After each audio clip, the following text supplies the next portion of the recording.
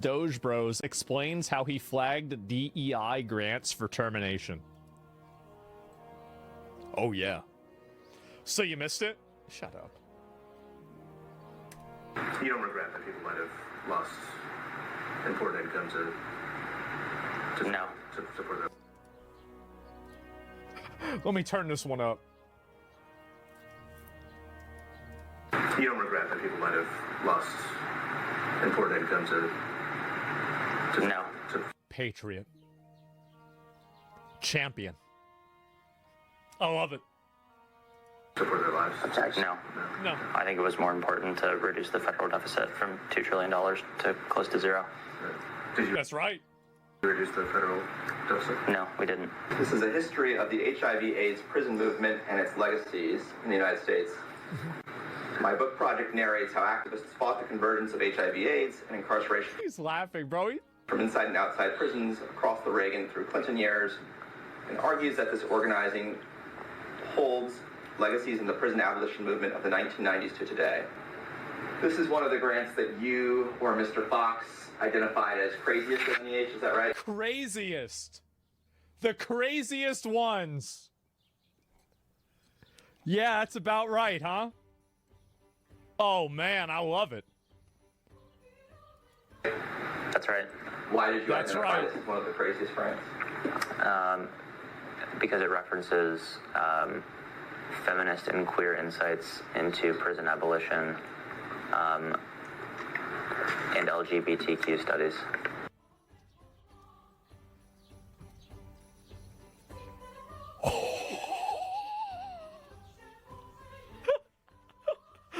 All right.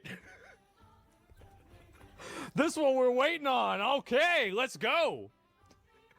So why'd you do that? He just lets him know. Thank God. You okay? No, I'm not. I'm happy.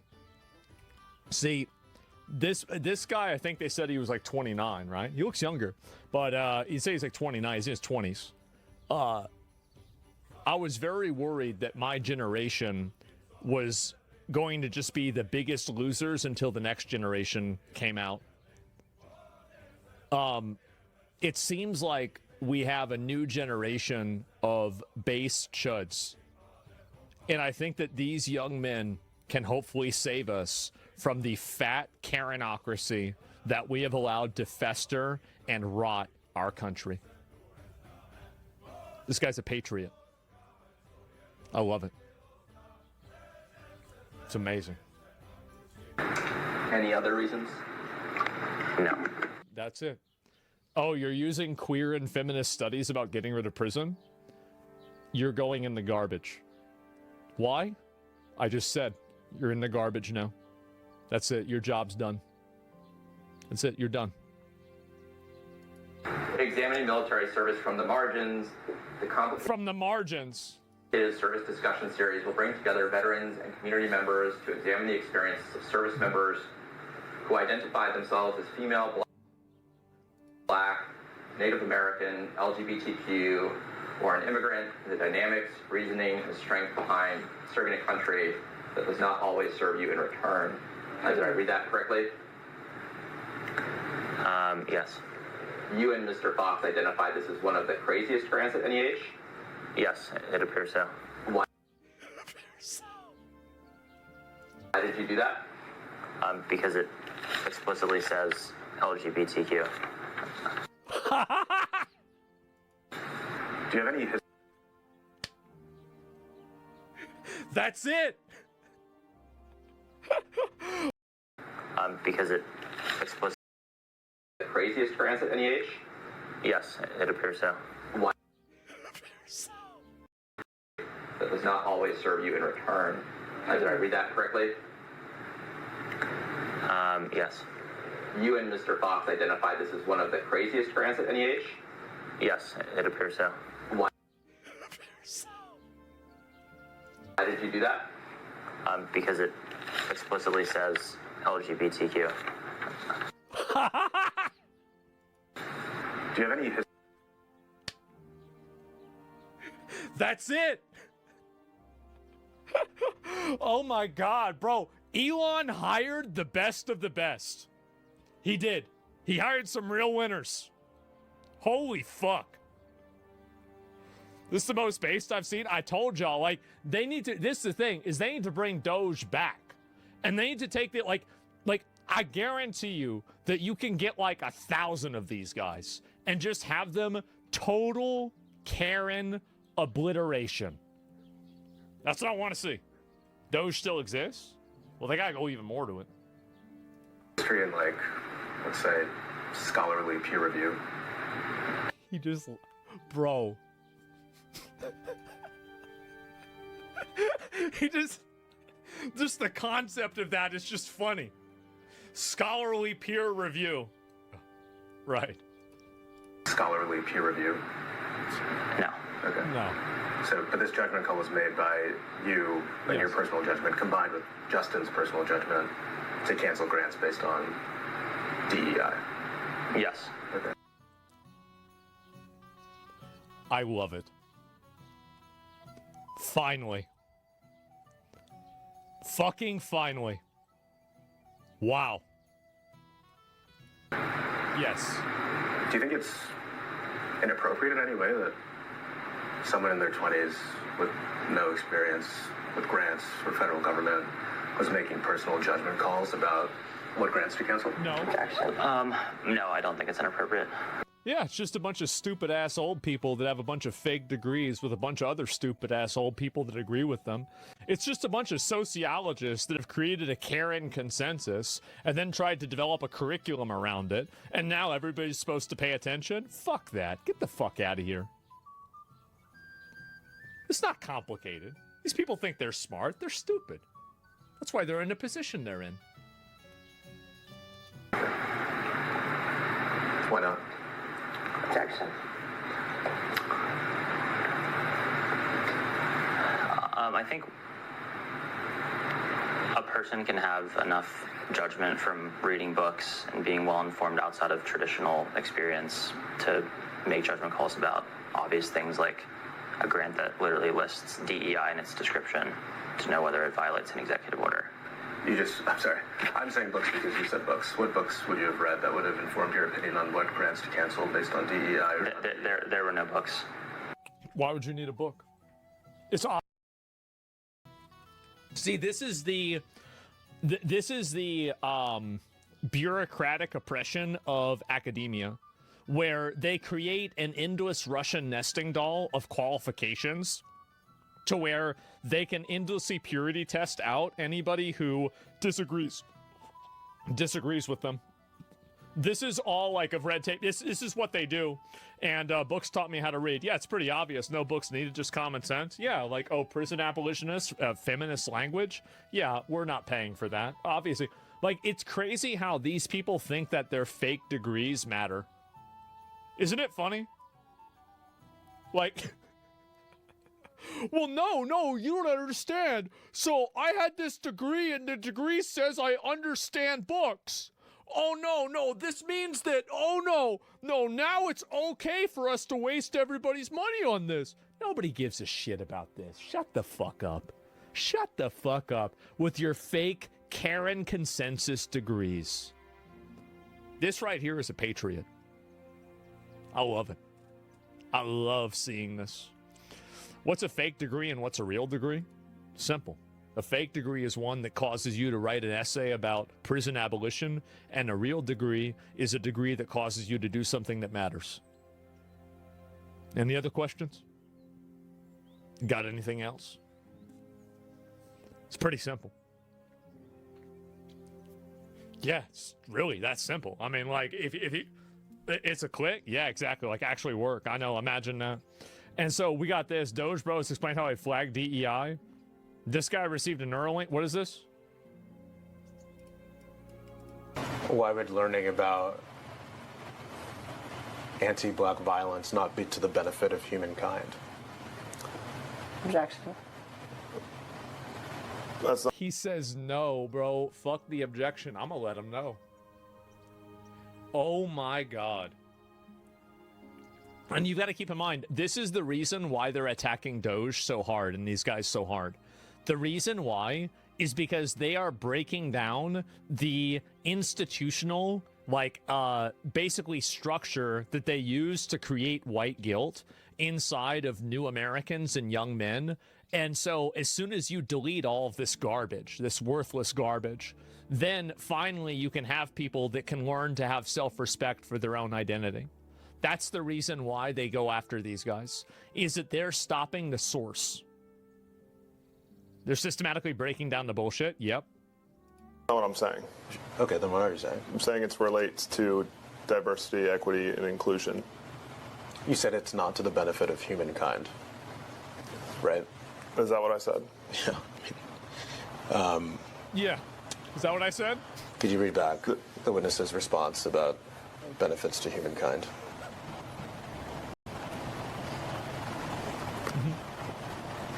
Uh-huh.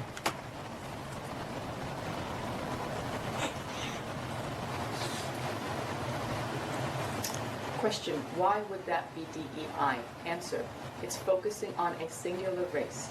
It is not for the benefit of humankind.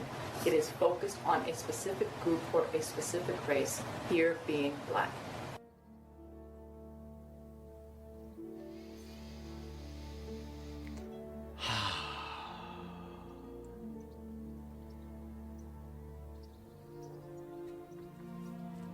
I am so happy right now.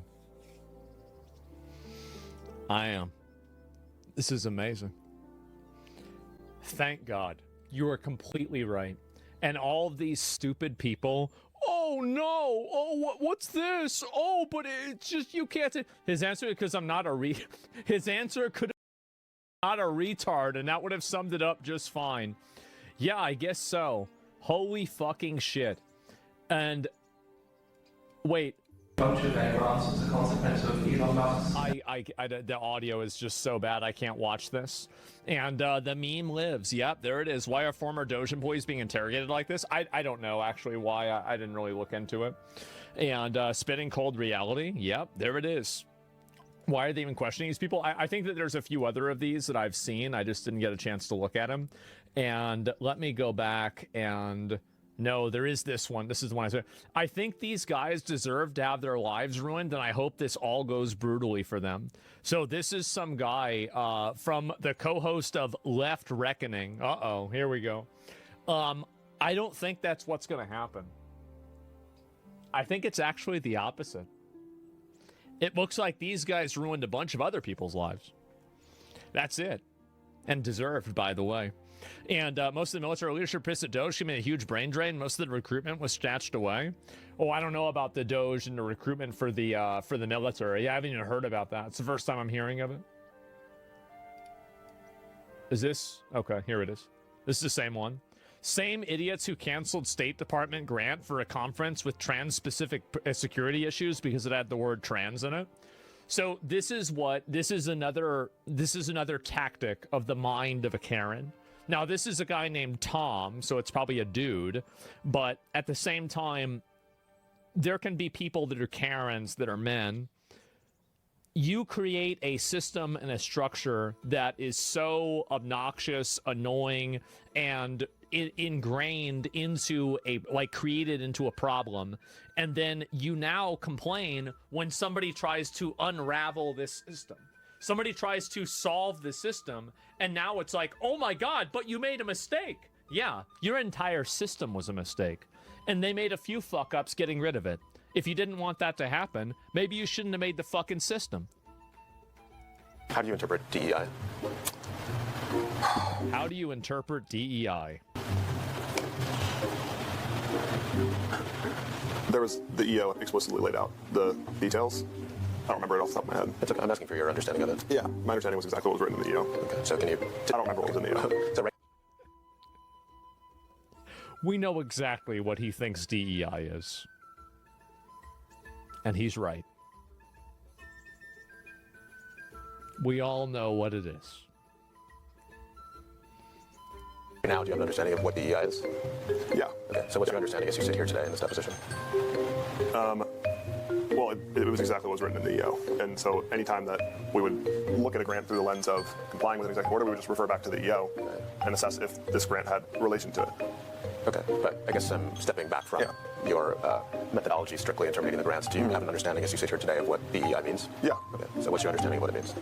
Well, it is exactly what was written in the EO. Okay, so He knows that he's fucking with them. The thing is that the real answer is the answer that everybody knows, but it's not politically correct to give that answer right now. So they're giving a fake answer until it is. We all know what's in it. We all know what DEI is. Everybody knows it. But you can't really say that yet. So we've got to use these games. And I don't have the EO in front of me, but that was we would always reference back to the EO and make sure that this grant was in compliance with the EO. I understand that. Okay, but I'm not asking necessarily about what was in the EO. I'm asking very specifically about your present understanding of what of DEI. Do you have Why a not just say it? Because it would be politically inconvenient to do so. It's pretty simple. What's DEI? It's exactly what's referenced in the EO. I mean, he just said it. Yeah, so exactly what they say in the executive order. understanding of EO? Yeah. Okay. Can you explain what that present understanding is? Yeah. Well, I mean, it's just easier for me to be referencing back to the EO. Yeah, exactly. So that's obviously the reason why. Bunch of pussies. That's okay. No, it's the thing is that whenever you're dealing with people like this, sometimes you do have to be deceptive. It's annoying. Oh, and then here we go too. Even Elon is retweeting it, legendarily based. Abso-fucking-lutely. Thank God we have this happening. Do you regret taking money from programs that may have led to people dying? No.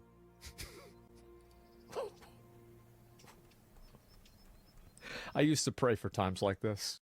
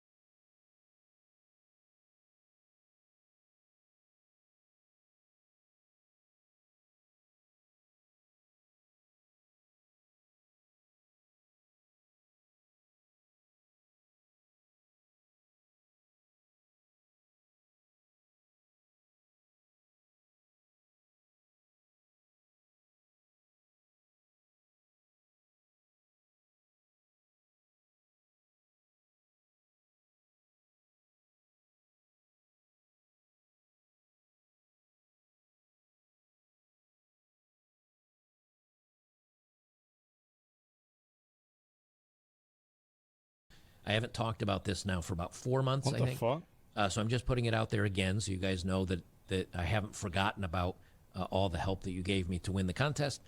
I'm going to be paying That's a taxes lot of on money. it here in the next month or so. And then I'm going to find some land, and then I'm going to buy the land, and then I got to meet with a lawyer and to make sure that I get all the legality. And then I'm going to let you guys know what's going on with that. So you'll know the price of the land. You'll know how much is left over after taxes. You guys are going to know all the information. And we'll get the men's retreat going here. But I'm still also trying to square away my own property in my own house. And A I got men's retreat. We used to have those every Friday. It was called Playing Magic the Gathering. a lot going on. But as I make incremental steps, you'll know what's up. I just want to make sure you guys know, because some people have not heard anything in a little while, and they're not over on my locals channel, so they kind of assume like I'm just. Well, kind what of about the forgot video? about it. We haven't forgotten. We're going to get to it. Okay. All right, so here's the video. This content creator asks this guy, "Do you have a girlfriend?" And he just out and out. This is a perfect interview from his behalf. Of course, she's plugging probably her content creation and or the drink that is in her hand to try to go viral. Potential. I don't. All right, let me kick this off here. I got to adjust the audio so I don't blow your ears out. A girlfriend? I don't. Do you think I'm hot? Not really. Oh, why? Way many more people attractive here than you. What's not hot about me? Your personality and your voice. My voice? You're a little too small. You can maybe like eat a burger, not be anorexic. That's aggressive. I don't know who you're trying to impress. No one's gonna simp over you. So there you go. Down the law. Lays down the law.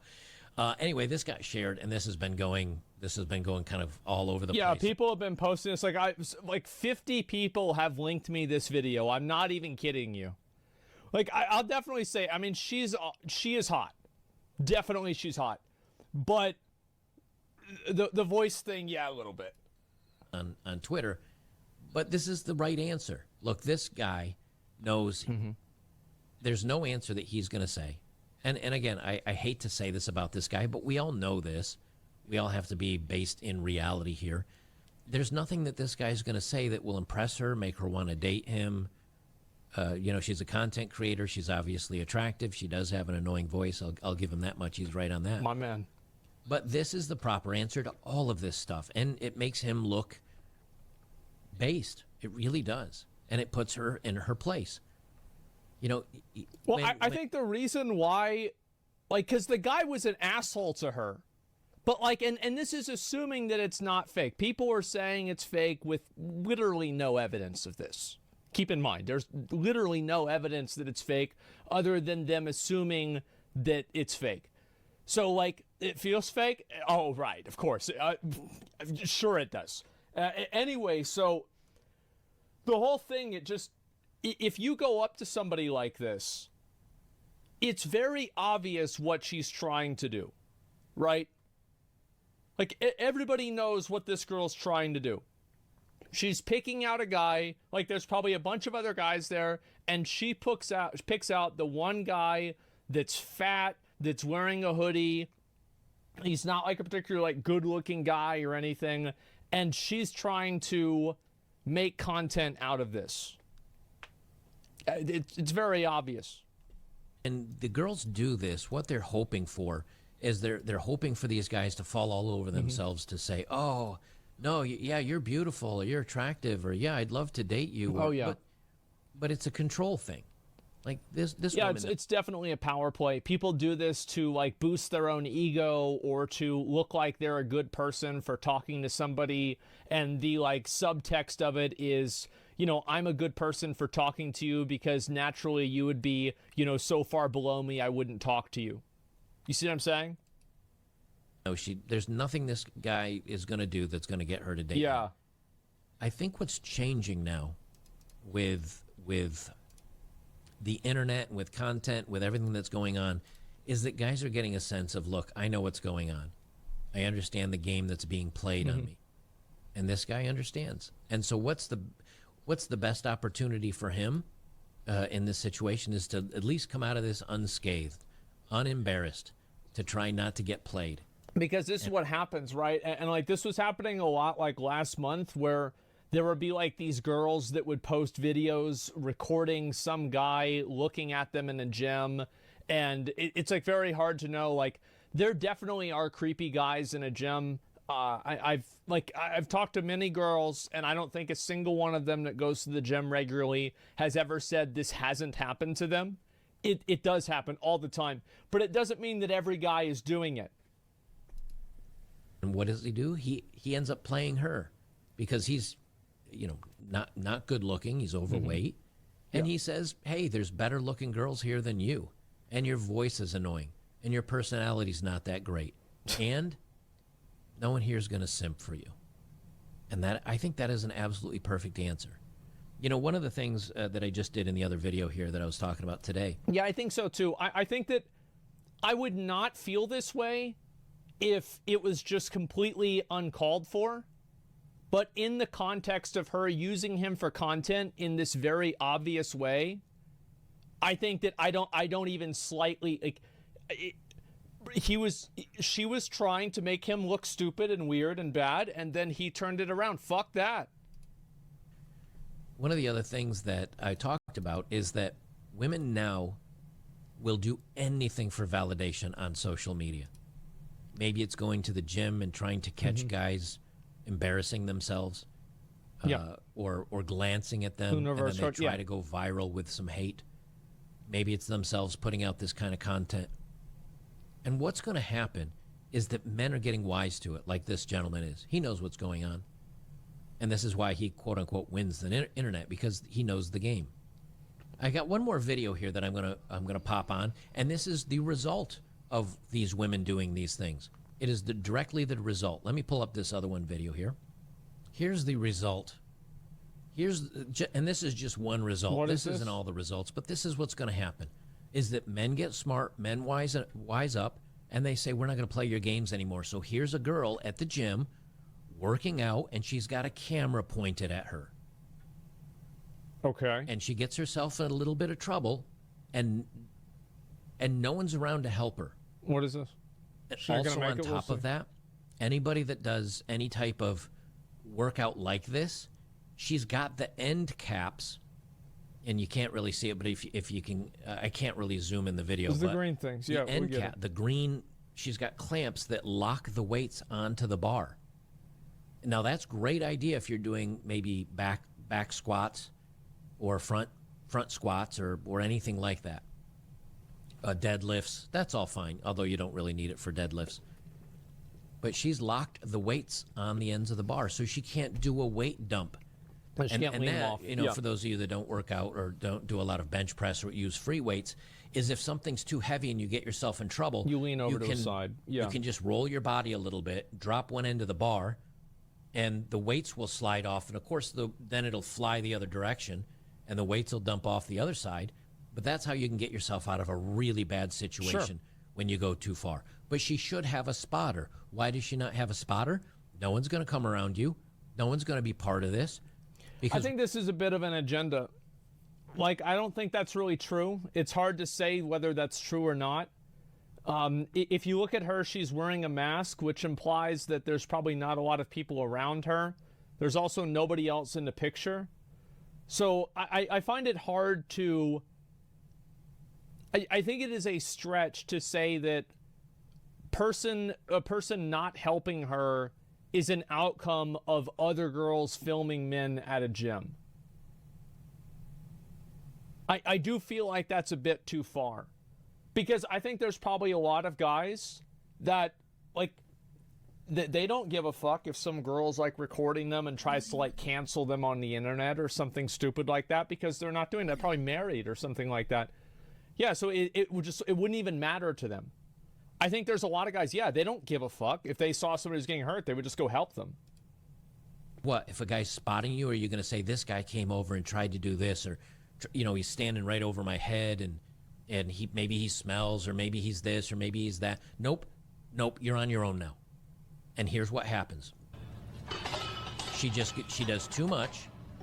She does too much weight. She got the mask on. She got the blue hair. Oh, my God. She's covered in tattoos. And because she's locked the weights on there, she can't do a dump. Jesus. And she lifted too much, too many times. That's scary.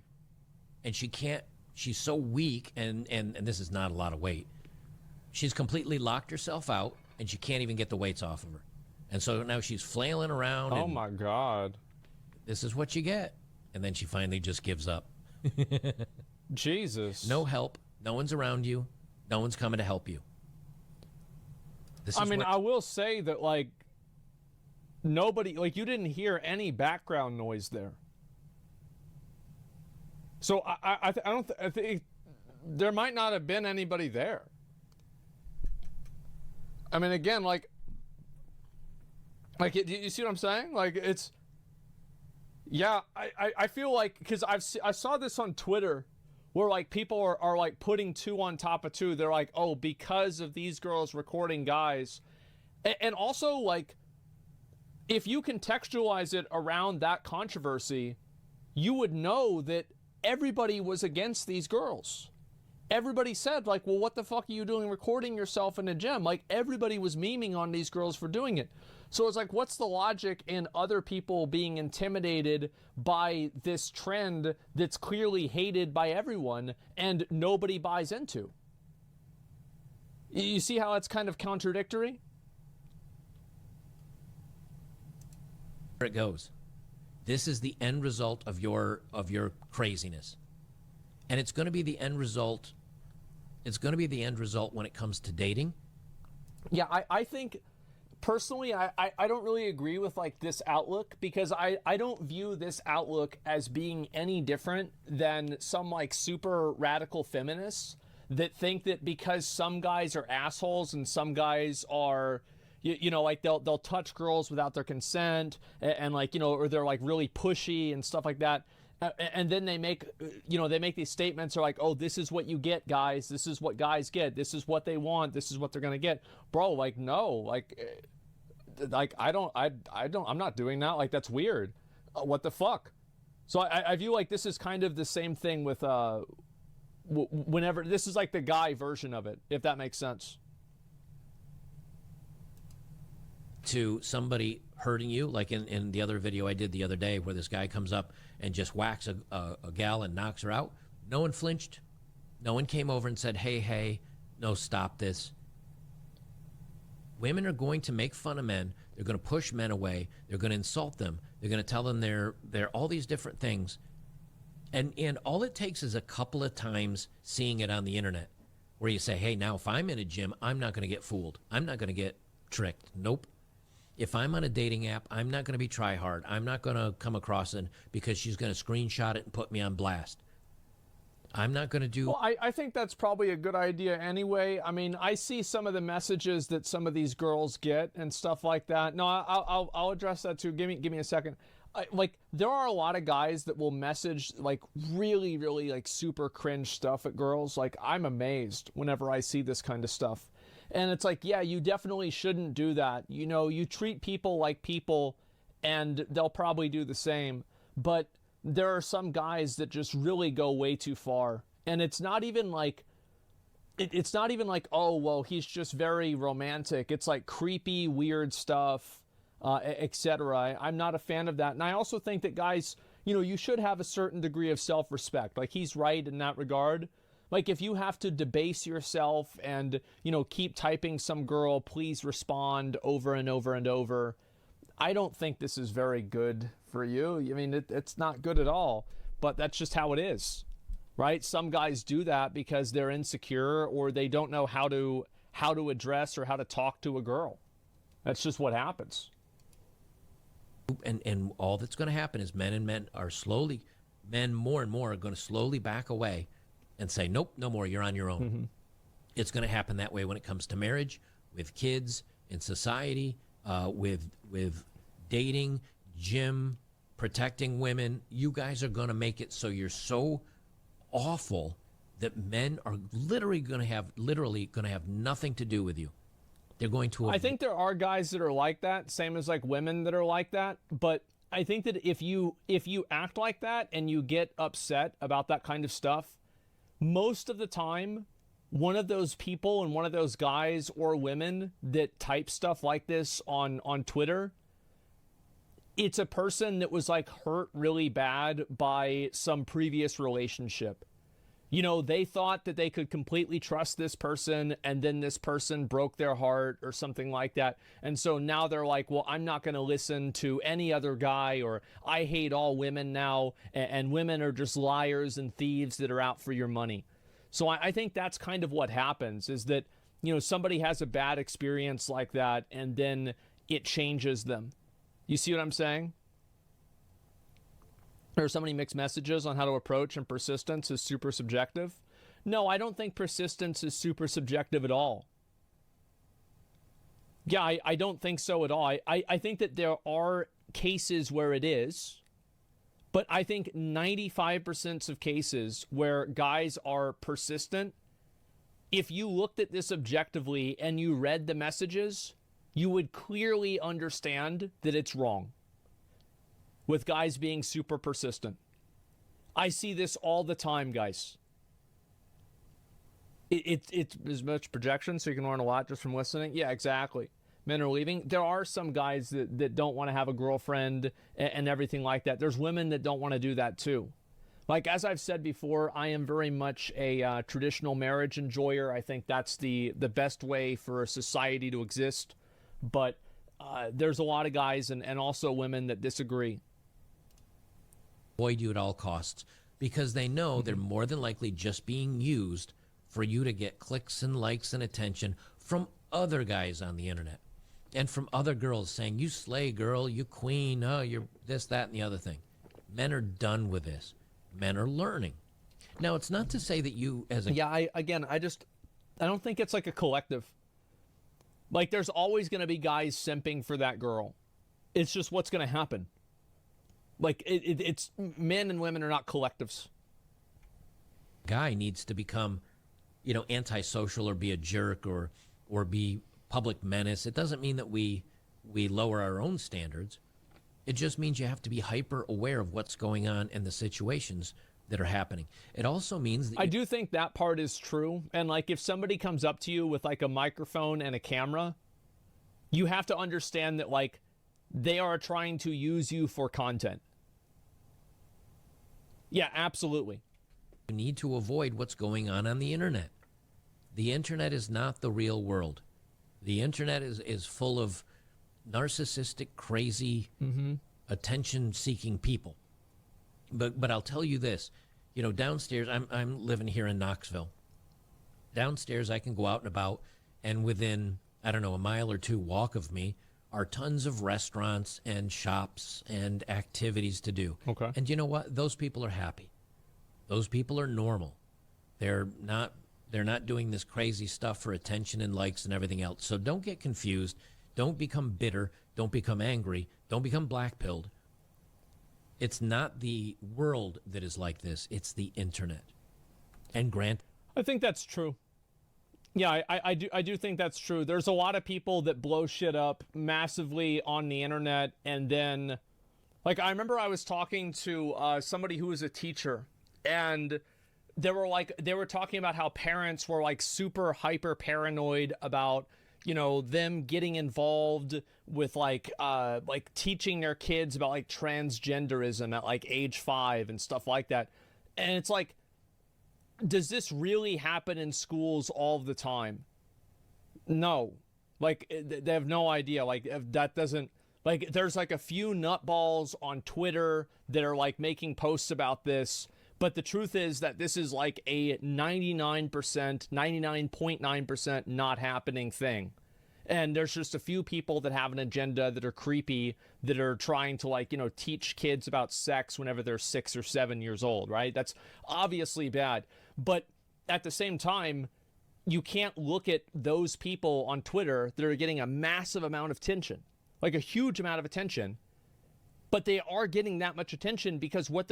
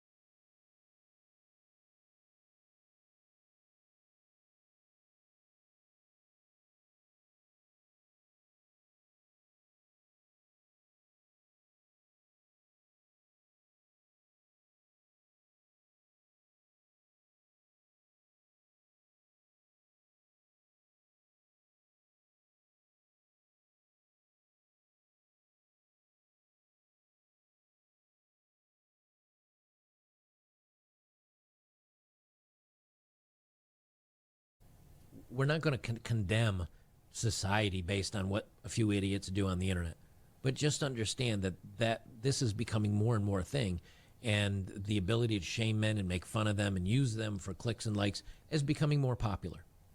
And so just keep your radar and your eyes focused on this stuff so you don't become a casualty in this ridiculous war. Guys, if you're here on YouTube, make sure to join me over on betterbachelor.locals.com, where I'm going to do a dating profile of the day, and we continue the discussion. So I hope you join me over there today. I do think that, like, with a lot of this kind of stuff is there are always guys that they see this as like a men versus women thing. But the truth is, a lot of women don't like the girls that go up and do this stuff either. There's a lot of girls that don't like this. Like, absolutely. Yeah, they hate this shit too. And they don't want to deal with this at all. I wish that there was like more of a focus around that, because I feel like there's so much of a mindset that there's like a collective consciousness of like men versus women. And no, all men do not think alike. Same as all women do not think alike. I think, yeah, that I would even argue probably the vast majority of women would see something like this and be like, this is bullying, this is weird. Like a lot of the girls that I've talked to, like, I think if they saw this, they'd be like, yeah, I can see what she's doing. That's weird. Definitely. What's this? Well, I'm not in a gym. I don't want to be filmed either. Yeah, exactly. Like, people don't like being filmed at the gym in general. I think that seems kind of fair.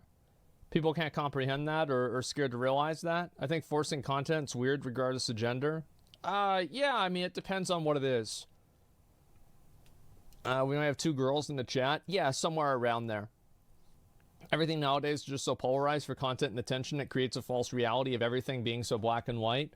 Yeah, I think so too. I feel like if somebody was going around doing this, I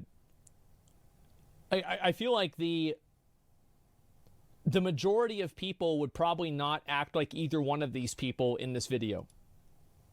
They would just be like, no, I'm not interested, and walk away. Like, that's probably what would happen.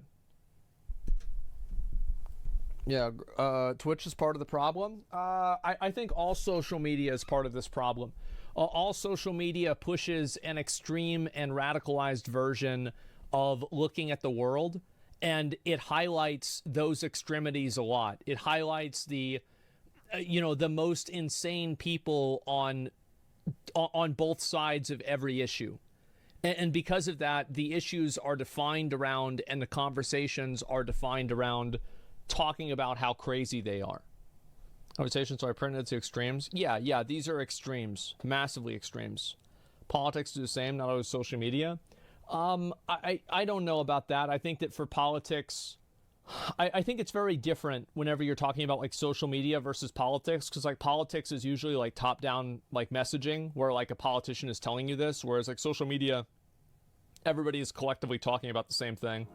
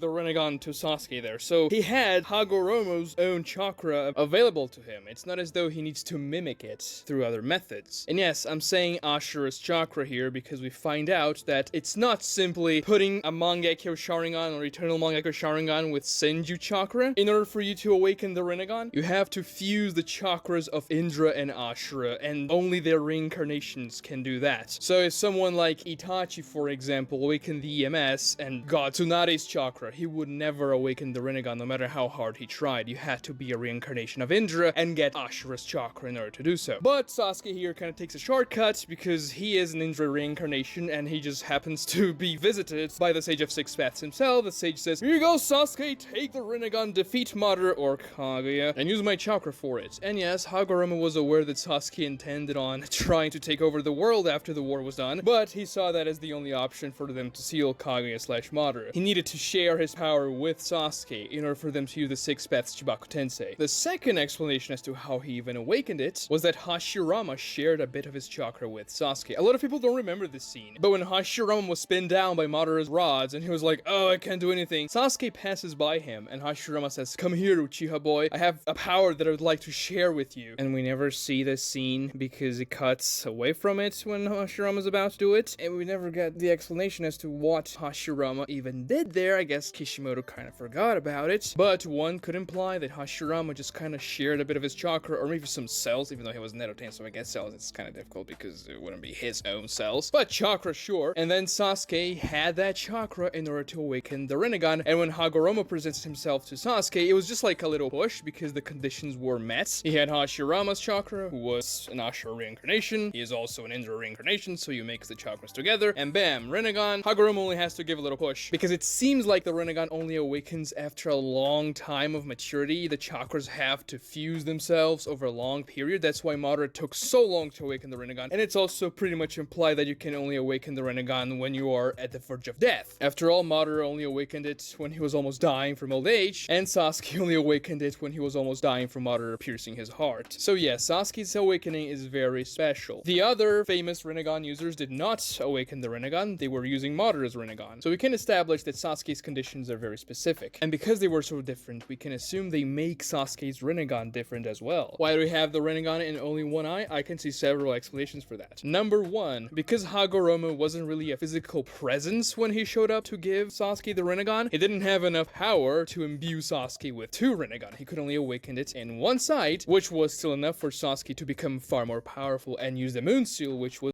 Number one, because Hagoromo wasn't really a physical presence when he showed up to give Sasuke the Rinnegan, he didn't have enough power to imbue Sasuke with two Rinnegan. He could only awaken it in one side, which was still enough for Sasuke to become far more powerful and use the Moon Seal, which was what he really needed to do. Number two, Hagoromo chose not to give Sasuke two Rinnegan because Hagoromo heard what Sasuke planned to do after the war was over. He wanted to take over the world, take in the entire hatred of everybody on the planet, so that they could be at peace by hating Sasuke. This is the revolution that Sasuke planned, that's why he fought against Naruto, and Hagoromo didn't really want that to happen. So if he gave Sasuke two Rinnegan, he would be too powerful and Naruto wouldn't be able to stop him. We'll find this explanation less likely, because if Hagoromo had more power to imbue upon Sasuke and Naruto, he would have certainly done so, because the fate of the world was at stake. If they didn't seal Madara or Kaguya there, then everybody would die, essentially, because eventually in the Infinite Tsukuyomi, everybody would die of dehydration or starvation, and even if you assume people were being fed through the weird links of wood style, they would eventually die of old age, nobody would reproduce anymore, and the human race would essentially be extinct. So yeah, if Hagoromo had more power to give Sasuke, he probably would have, and Naruto as well for that matter. And this explanation is not that solid either, because Sasuke's Rinnegan is clearly more powerful than a regular Rinnegan because it has 6 Tomoe, and it's kind of established in the verse that the more Tomoe something has, the more powerful it is. It was a massive deal back in Naruto Part 1 when Sasuke awakened the 3rd Tomoe of his Sharingan, so imagine a Rinnegan with 6 Tomoe. Obviously the Rinne Sharingan, which has 9 Tomoe, is like way beyond that, but still a 6 Tomoe Rinnegan is nothing to scoff at. Not even Madara or Hagoromo had a 6 Tomoe Rinnegan, and Sasuke had it. So imagine how much more powerful Sasuke would have been if he had 2 6 Tomoe Rinnegan, because we know that when you have 2 Rinnegan eyes, it's not like you're just adding up the power of the 2 eyes. No, your power grows exponentially. This is what Obito tells us. He was unable to implant Madara's second Rinnegan because he couldn't handle the power. And that's the reason why Sasuke has a 6 Tomoe Sharingan, unlike anybody else. It's just a more powerful eye. Mechanically speaking, he probably has those Tomoe because Hagoromo imbued it with them. Sasuke needed to acquire 6 Paths Chakra in order to even touch Madara and seal him because ninjutsu didn't work on the guy. After all, he was Jinchuriki of the Ten Tails, so the 6 Tomoe in the Rinnegan represent him receiving this upgrade from Hagoromo. An upgrade that a regular Rinnegan wouldn't have, 6 Paths Chakra. His Onyx Chidori that he used against Madara in conjunction with Naruto's Magnet-style Rasengan is clearly showing that Madara can be touched by Sasuke. Sasuke also cuts Madara in half with a Chidori spear, and we saw that characters like Jubito, for example, and even Jubidara when he fought against other ninjas, they were not hurt at all by ninjutsu. Raw ninjutsu, that is. You had to use Sage Mode, or the Curse Mark, or some type of Senjutsu, or just raw taijutsu like 8 Gates Guy used against Madara in order to touch them. But then Sasuke rolls around, and his regular ninjutsu attacks are working. That's because his Rinnegan is a 6 Tomoe Rinnegan imbued with Sage of 6 Paths Chakra. This is also the reason why Naruto can be hurt by Sasuke's ninjutsu, because he also has Sage of 6 Paths Sage Mode, which is what allows the Jinchuriki of the Ten Tails to negate ninjutsu. So yeah, technically, Sage of 6 Paths Naruto, the Naruto that ends Naruto Shippuden, cannot be touched by regular ninjutsu, only by Sasuke's. So yeah, it was extremely important for Hagoromo to give the 6 Tomoe to Sasuke's Sharingan, making it a more powerful Rinnegan than your average Rinnegan, otherwise he wouldn't have been able to do anything against Madara. But why can't Sasuke turn off his Rinnegan? In order for us to answer this question, we also have to look at other characters that cannot turn off their dojutsu eyes. Kakashi being the prime example of that. When Kakashi received Obito's Sharingan, he could never really turn it off. So much so that, in order for him not to die of chakra starvation, he had to cover his Sharingan eye most of the time with his Leaf Ninja headband. The Sharingan, when activated, spends chakra constantly. Now, it's not that much chakra that it spends, but it does burn way more chakra when you cast a jutsu in conjunction with your Sharingan. However, because Kakashi is not a true Uchiha and he has a Sharingan, his body's not really used to it. It could never tame the Sharingan like somebody with a real bloodline, and therefore, he spends more chakra just by having it out. And so he has to blind himself in one eye most of the time so that he just doesn't run out of chakra because of it. It's very clearly intentional that Kakashi is this guy with his entire face covered because, yeah, the Sharingan is something alien for him. And Kakashi cannot turn off his Sharingan because it simply isn't his eye. He can only just have it there, but it's gonna stay that way forever because that was Obito's Sharingan and not his. This is how the rules of the jutsu work. If you have a borrowed eye, you cannot deactivate it. And then you may say, well, but Kakashi can change between the 3 Tomoe state and the Mangekyo Sharingan state. And yeah, that's true. But Kakashi also awakened the Mangekyo Sharingan. Now, the mechanics of Kakashi awakening the Mangekyo Sharingan are a little bit weird because obviously we know that Obito had one of the Sharingan and Kakashi had the other when they awakened it. This is very much shown in the scene. But it's strange because in order for an Uchiha to awaken the Mangekyo Sharingan, the brain of the Uchiha releases this special type of chakra after experiencing this massive anguish, and that's what turns the Sharingan into the Mangekyo. However, Kakashi is not an Uchiha, so his brain couldn't release that powerful special chakra in order for him to gain the Mangekyo. So we can only speculate as to how Kakashi was able to do so. Number 1, Obito awakened his own Mangekyo in his eye socket, but whenever you awaken one Mangekyo, you awaken the other, wherever it may be, even though this doesn't make that much sense because Itachi even says, oh, the Susanoo is the power that the ones who awaken the Mangekyo Sharingan in both eyes can attain. So this kind of implies that you can awaken the Mangekyo in only one eye. Option number 2 is that somehow Obito managed to transfer that powerful chakra released from his brain into Kakashi while he watched Kakashi killing Rin, because they were pretty close. So if the brain expands the chakra outwards, maybe it reached Kakashi's eye and awakened the Mangekyo as well. Or Kakashi, even though he's not an Uchiha, also has similar properties in his chakra and was able to awaken the Mangekyo like that too. Though this seems less likely. I mean, obviously for story reasons, Kakashi had to awaken the Mangekyo Sharingan and it was just a cool scene to see both of them awakening individually but at the same time. But my point is, because the Sharingan awakened into the Mangekyo Sharingan while it was in Kakashi's socket, this is probably why Kakashi is able to switch between 3 Tomoe and Mangekyo, but not turn off the Sharingan completely, because he technically awakened it himself. We also had Nagato, who could never deactivate his Rinnegan, because it also didn't belong to him. Madara implanted the Rinnegan into Nagato when he was very young. And you may say, well, but when Nagato was very young, he didn't have the Rinnegan. His eyes were just regular old moderate black eyes with nothing really fancy about them. And then he awakened the Rinnegan upon seeing the tragedy his life bestowed upon him. But that's beside the point. The more important thing is that once his eyes switched from no dojutsu to Rinnegan, he could never switch them back. And it also seems like he had no access to Madara's Mangekyo Sharingan abilities, only the base Rinnegan abilities. Likely because Madara himself could not use his Mangekyo abilities while his Rinnegan was activated. We even see in the 5 Kage fight that when Madara casts a Mangekyo Sharingan Genjutsu on the Raikage, he has to switch from the Rinnegan back to the EMS. And because Nagato couldn't do it because the Rinnegan was the final form of Madara's eye and just went all the way there, he just couldn't really access Madara's Mangekyo Sharingan abilities, and because he couldn't use the base abilities, he couldn't use the Susanoo as well. This is another difference between Madara's Rinnegan and Sasuke's Rinnegan, because Sasuke can use Amaterasu with his Rinnegan. He doesn't have to switch back to the Mangekyo in order to use Amaterasu. He cries tears of blood from the Rinnegan itself and shoots Amaterasu from it. Certainly because the Rinnegan Hagoromo bestowed upon him was special and it had 6 Tomoe. And also, let's be real, the reason why Kishimoto gave Sasuke 6 Tomoe was to differentiate his Rinnegan from the others and make him look really cool, because yeah, characters that have 2 different eyes, just they look cool as hell. We also have Danzo, who couldn't really turn off Shisui's Sharingan. That's why he also used bandages to cover his face, kinda like Kakashi. And Obito, who couldn't deactivate his Rinnegan when he got Nagato/Madara's Rinnegan. So with that, you may draw the conclusion that Sasuke cannot turn off his Rinnegan because the eye doesn't belong to him. And well, technically that's true, because the eyes that are in Sasuke's sockets are Itachi's eyes. After all, he used Itachi's eyes in order to awaken the eternal Mangekyo Sharingan, but that's a different situation, because once you implant your brother's eyes in order to awaken the EMS, those eyes become yours, they become your light. So you can deactivate them at will as though they are your own eyes. Like Sasuke is still deactivating his right eye with the Mangekyo Sharingan normally, while the Rinnegan cannot be deactivated. It only seems like Sasuke's Rinnegan can run out of Tomoes, reverting back to a regular looking Rinnegan. And this only happens when Sasuke is out of chakra. We see that in Naruto Gaiden, for example. But even when Sasuke is depleted of chakra, his Rinnegan is still there, and it seems like it's not really spending his chakra very much. That's another thing. Yes, it's implied that every single dojutsu, just by the virtue of it being used, spends chakra. However, the Rinnegan seems to be different, because Nagato had the Rinnegan activated 24/7, and he didn't use a blindfold or anything like that in order to cover his eyes so that he wouldn't spend the chakra. Now, maybe you can check that up to Nagato just having massive chakra reserves, but would he really just spend his chakra willy-nilly if he could help it? I don't know, it sounds weird. And Obito doesn't really do anything to cover his Rinnegan either when he gets it, so it's likely that the Rinnegan is simply a deeper dojutsu that doesn't really spend that much chakra when you just use it without casting a jutsu and it's just on your eyes, but it also makes it difficult to deactivate it. Yes, we can see Madara deactivating his Rinnegan, but other than that, it appears that the Rinnegan is just your standard eye. Whenever you awaken it, you don't really have to switch it back off. Madara only did that in order to cast the EMS Genjutsu on the Raikage, but it's not as though he has to. It's almost as though once you get the Rinnegan, it becomes your standard eye, unlike the Sharingan or the Byakugan, which you have to activate whenever you want to use it. So Sasuke just chooses not to deactivate his Rinnegan, even though his Sharingan is not activated. He doesn't spend additional chakra by having his Rinnegan activated, and it makes sense for you to have it. I mean, if you're ambushed or something bad happens, you already have your eye activated so you can fight back. Or maybe Sasuke is simply physically unable to deactivate the Rinnegan because the Rinnegan itself was given to him by the Sage of Six Paths, and it's not really his own power. That could be an explanation too. Just like Kakashi getting Obito's Sharingan or Nagato getting Madara's Rinnegan, Sasuke got Hagoromo's Rinnegan, and therefore he cannot deactivate it because it's technically not his. I can't see this theory being valid because there's a small scene in the Naruto vs Sasuke fight. It's not a small scene, I'm being sarcastic here. When Naruto and Sasuke run out of chakra and begin to punch and kick each other like crazy, Sasuke closed his Rinnegan eye. He was only looking at Naruto and fighting with his right eye open. And Sasuke was dried out of chakra in that moment of the fight, so it appears that the Rinnegan may spend some chakra at least, just by you using it, albeit probably not that much. And if Sasuke felt the need to close his left eye and nerf his depth perception during the fight, it's probably because he cannot deactivate his Rinnegan and had to close his left eye so that he wouldn't die from being completely sucked out of chakra. And yes, the physical eye was Itachi's eye, which Sasuke used to awaken his own EMS, so it technically became Sasuke's Sasuke's eye, an eye that belonged to Sasuke, that he had ownership over its light, but once Hagoromo imprinted the Rinnegan onto it, it no longer became Sasuke's eye, and it was Hagoromo's instead, so Sasuke couldn't deactivate it. And this can be explained by Hagoromo giving the Rinnegan that Sasuke has additional powers and properties such as the 6 Tomoe and 6 Paths Chakra, because if Sasuke had awakened the Rinnegan normally like Madara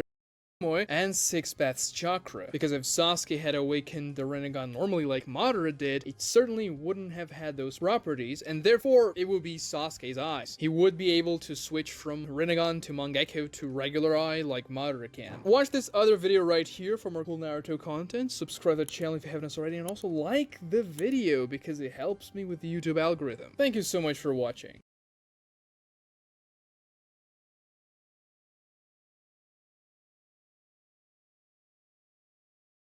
Look, I know Riot is trying something new. There's a new seasonal system, and I know that seasonal system is bringing in more engagement. I know that in every season we are exploring the world like the good old days. But 4 years ago we witnessed an hour-long video about retcons, and I can't believe it is still relevant. So yes, the Demacian season is still going. But in a similar way to how Xin Zhao managed to rewrite a piece of Runeterra's history, it seems like things are gonna be changing for Demacia too. And the scary part is, we're not sure just how big the changes are gonna be. For context, ever since Xin Zhao became the main character of a new storyline, we always wondered how is this gonna lead into Xin Zhao failing to save the king during the Mage Rebellion? And how does the timeline even fit into this? Well, the answer is, now it doesn't. And instead of Xin Zhao becoming the character who holds back Jarvan's rage during the rebellion, he died, meaning that about a third of Xin Zhao's lore got retconned. But now, after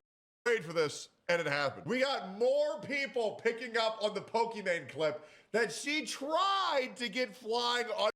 Look, I know it's bringing in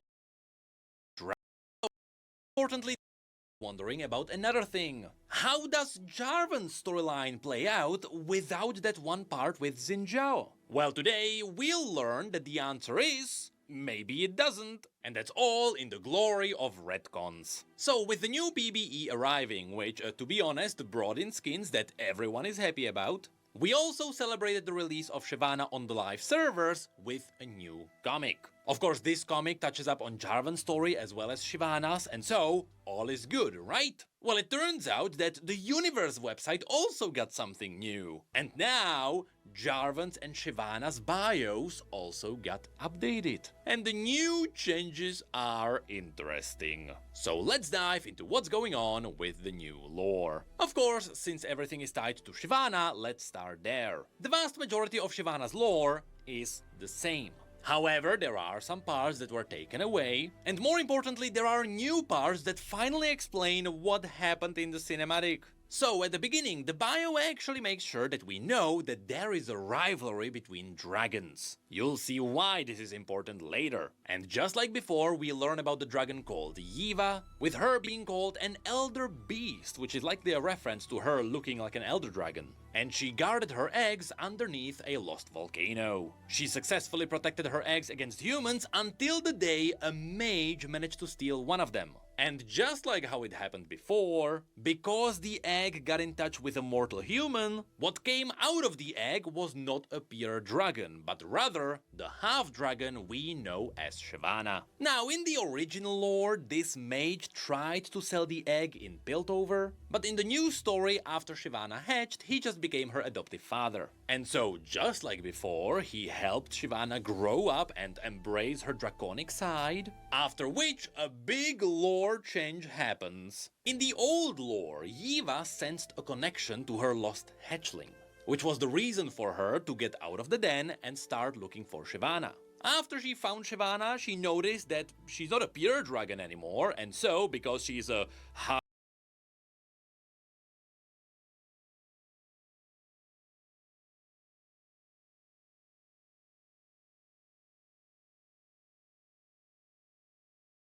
half-dragon,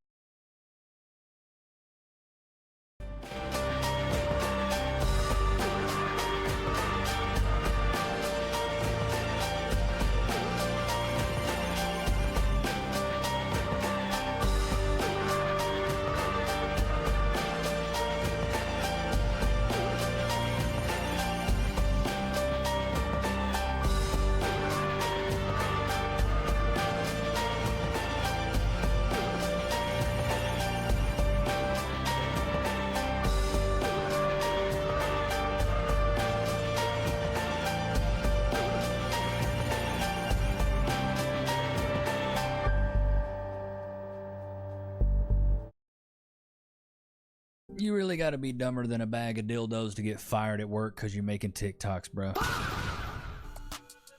POV, I literally got fired. I don't know, we weren't allowed to film. Really? You got hired to do a job, not hired to film. Oh. Yeah. So risking your job. Yeah, let's go ahead and get you out, Rebecca. You're good. Like if I ran a business like this and I saw these Gen Z girls, bro, you're out. Why? Those things are on milk jugs. Oh, never mind. Oh my god. She made an observation. That's always good, right? Make sure you're just recording, you know. Don't pay attention to what you're doing here.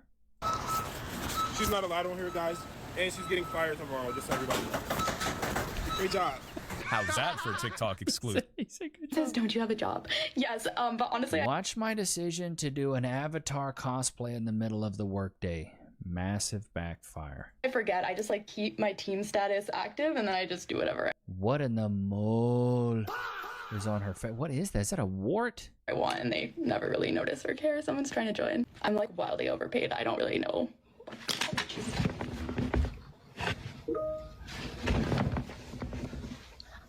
Hi, Frank. And just like that, now. Hi, Frank. I was about to quit at the end of the day due to the way they have me treated. Fired. I got fired, everybody, because I went and posted the manager's voice. What'd they do? Because she wanted to be rude. Yes, I am leaving. I'm leaving right now. But you see this lady, she wanted to fire me instead of talking to her manager about being disrespectful to people. No. Considering she can't even. Yeah. So how much do I owe you? Trying to make that TikTok, and it's like putting myself in timeout for letting my boss rage bait me, but I got caught it on camera instead. Okay, let's see.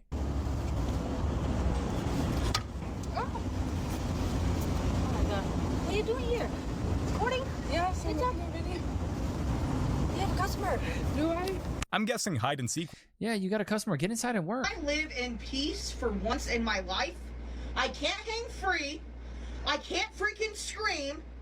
I can't eat the rigatoni. What can I do? Stop the films. At least you'll have low. Bro, I can't believe this is insane. Hi. Absolutely humbled by my boss walking into our workplace after playing influencer. How are you? You what? I'll never understand the obsession. Yeah, just some people just can't put their phones down, chat. When your boss catches you making TikToks on the security footage and sends it to you.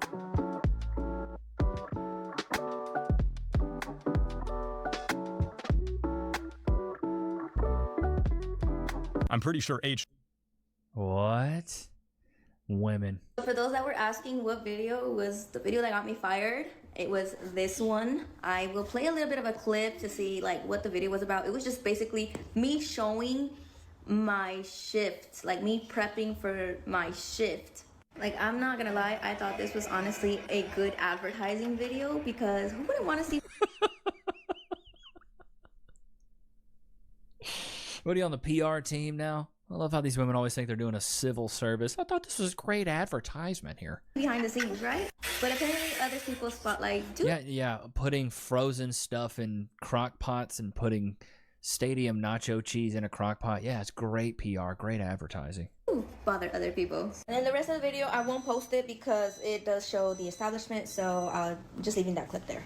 And then here's the information of when it was posted, how much engagement it got, and then I got fired. Wow, you got so many views on that? That's insane. 2 weeks after, because it did take my video about a week and a half to blow up. So yeah, for those of you who are asking. That's not blowing up. That's not 236,000. That's not blowing up. Here it is. All of the once you get like you're putting jarred pickles and stuff. Look like somebody's abuela. You know what I mean? She's a little torta, isn't she? Big back. Neck was nice and big. When your boss walk in and you doing the TikTok your sister sent you to do. Ma'am, you're too old. Ma'am, you're too old. Ma'am, you're too old. And it's not your break time. Now go clock out. Go ahead and, oh my god, dude. Guys, I've never tried one of these before, so we're gonna be trying them today. These are some Super jelly fruits. Sour surprise. Yeah, it's all trippy on the back. Whoa, that looks cool on camera. Yo, we are gonna be trying it today. So I'm guessing there's like 2 of each. So we have orange, strawberry, lime, pineapple. They gave us 1 grape one. This one. Ugh. Oh, that one's sour.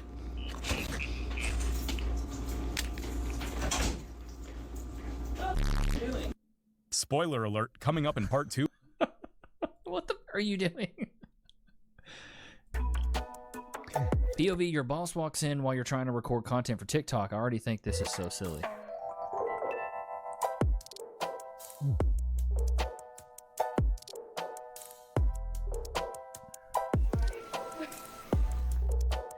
But if you what I'll never understand is why these you get it, like when you want to record a video like that, you got to walk in, set your phone up, and then record the video.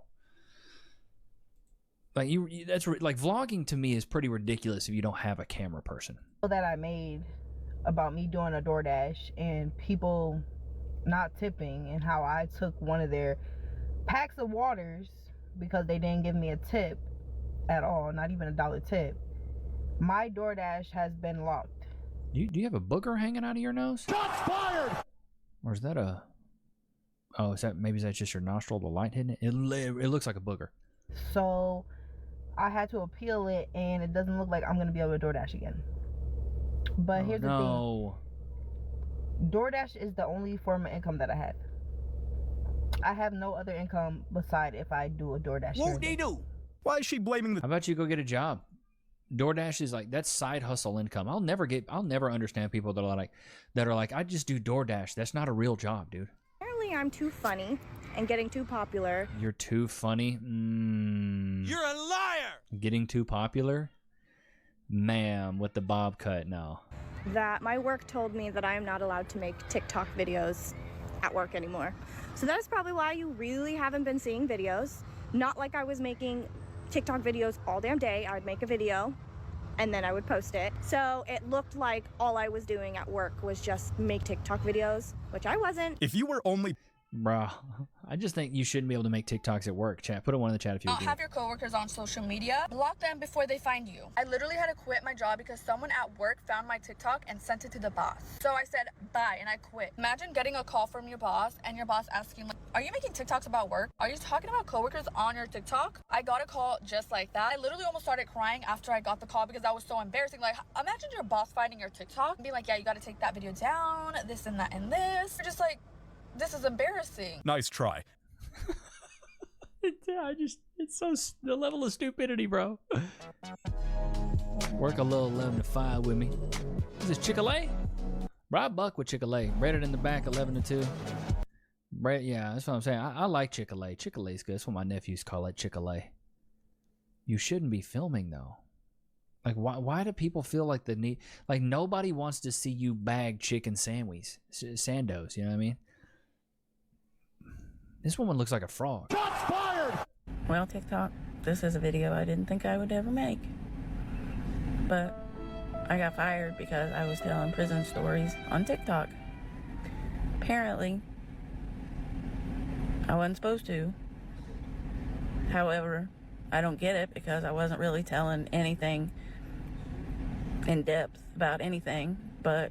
Well, if you weren't telling in depth about it, why even talk about it? They fired me, so... Let that cigarette burn. I can see that smoke in your face, Rebecca. This is more of a Patricia face, though. Now I don't know what I'm gonna do. Sorry, ma'am. Here's what you could do. You could go download free cash and play mobile games and get paid. You could do that, bro. I'm just saying. Like, I have guys here. I had a guy here that's in the Discord. I think his name's Eric. He's made like $2,500 in a year and a half off of free cash. So scan the QR code, click the link in the description. Let's get back off into the... You could do that, though. You could have been playing free cash. POV when your boss walked in on you doing a TikTok challenge. What is this? What is a whole lot of... All right. Oh, yeah. I mean, I'm not surprised. Where are my wings? That's what I want to know. Where are my wings?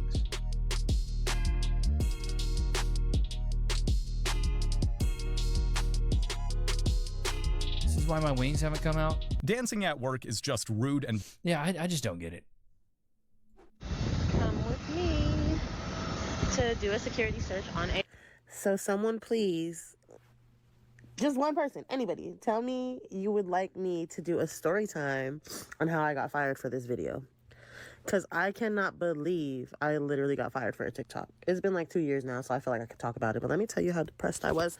Clock this tea. I was depressed. I didn't even want to talk about it, okay? But now, I love American Airlines, but you. And who wants a story time? Please, one person. Just one person. Comment, story time, please, and I'm going to make a video. Yeah, Yeah. You can't film while at work, dude. What the hell is she doing? What is that?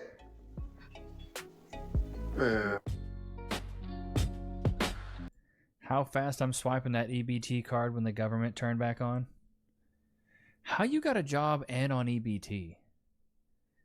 Chat, what is going on in this world where these big back Bettys can have a job and be on EBT? Apparently someone, I have a feeling I know who someone is, found my TikTok, and here's where I made the mistake. So the mistake was You made the mistake the second you got that facial piercing. You made the mistake as soon as you pierced your eyebrows. You made the mistake as soon as you woke up in the morning and thought everything you had going on looked good. That was the first mistake you made. I made like a day in the life. It was a come to work. The day in the life of someone that works at a smoke shop. Gotcha, bitch. Why is it all these women always smoking like smoke and vape? 420 smoke vape store. That's where they always work, bro. But here's the thing. In chat, anybody that's got their closet not in a door, I'm just saying, you're down bad. You didn't know anything about the company. There's no secrets dropped, nothing like that. It was very simple. It was from my perspective, and it wasn't even like, here's how you do the job. It was, these are the events I have today. And I didn't even name drop the events that I went to, okay? There was nothing that you could figure out other than I said, I am blah, blah, blah. That was my mistake, and that I am a bloomin' idiot. I own up for, okay? That paired with my angry language content is not the ordeal of this company and does not fit our picture or our image. And if somebody that we knew or we were trying to work with were to find that video, it would be okay. Which, whatever. But I'm in the meeting with HR, and they say all that, and then they're like, okay, so you either take down your videos or... And then they didn't finish that sentence. As we all know... Well, here's my whole thing. With these people that look like this, and y'all know exactly what I mean by this. Septum rings, tattoos, bunch of piercings. And I have tattoos. But people that have like neck tattoos of a skull bleeding, you know. These people, I feel like people are going to stop hiring them. Like, I believe that if you put I'm a they, them on an application, companies are going to go, oh, that's somebody I don't want to hire. Because you're one HR violation or one lawsuit away from the company having to lose money or deal with you or have to make an accommodation for you when you do subpar work. A lot of times these people are lazy anyways. Like, this woman doesn't look like an extremely hard worker to me. She probably put more planning in the facial piercing she has than the competency she has in anything. So I think a lot of companies are going to start avoiding these people. Chat, let's live in La La Land for a second and say you had a company. Would you hire that person? Would you hire them? Personally, for me, I'm not hiring anybody that has facial piercings like that. I'm not hiring them.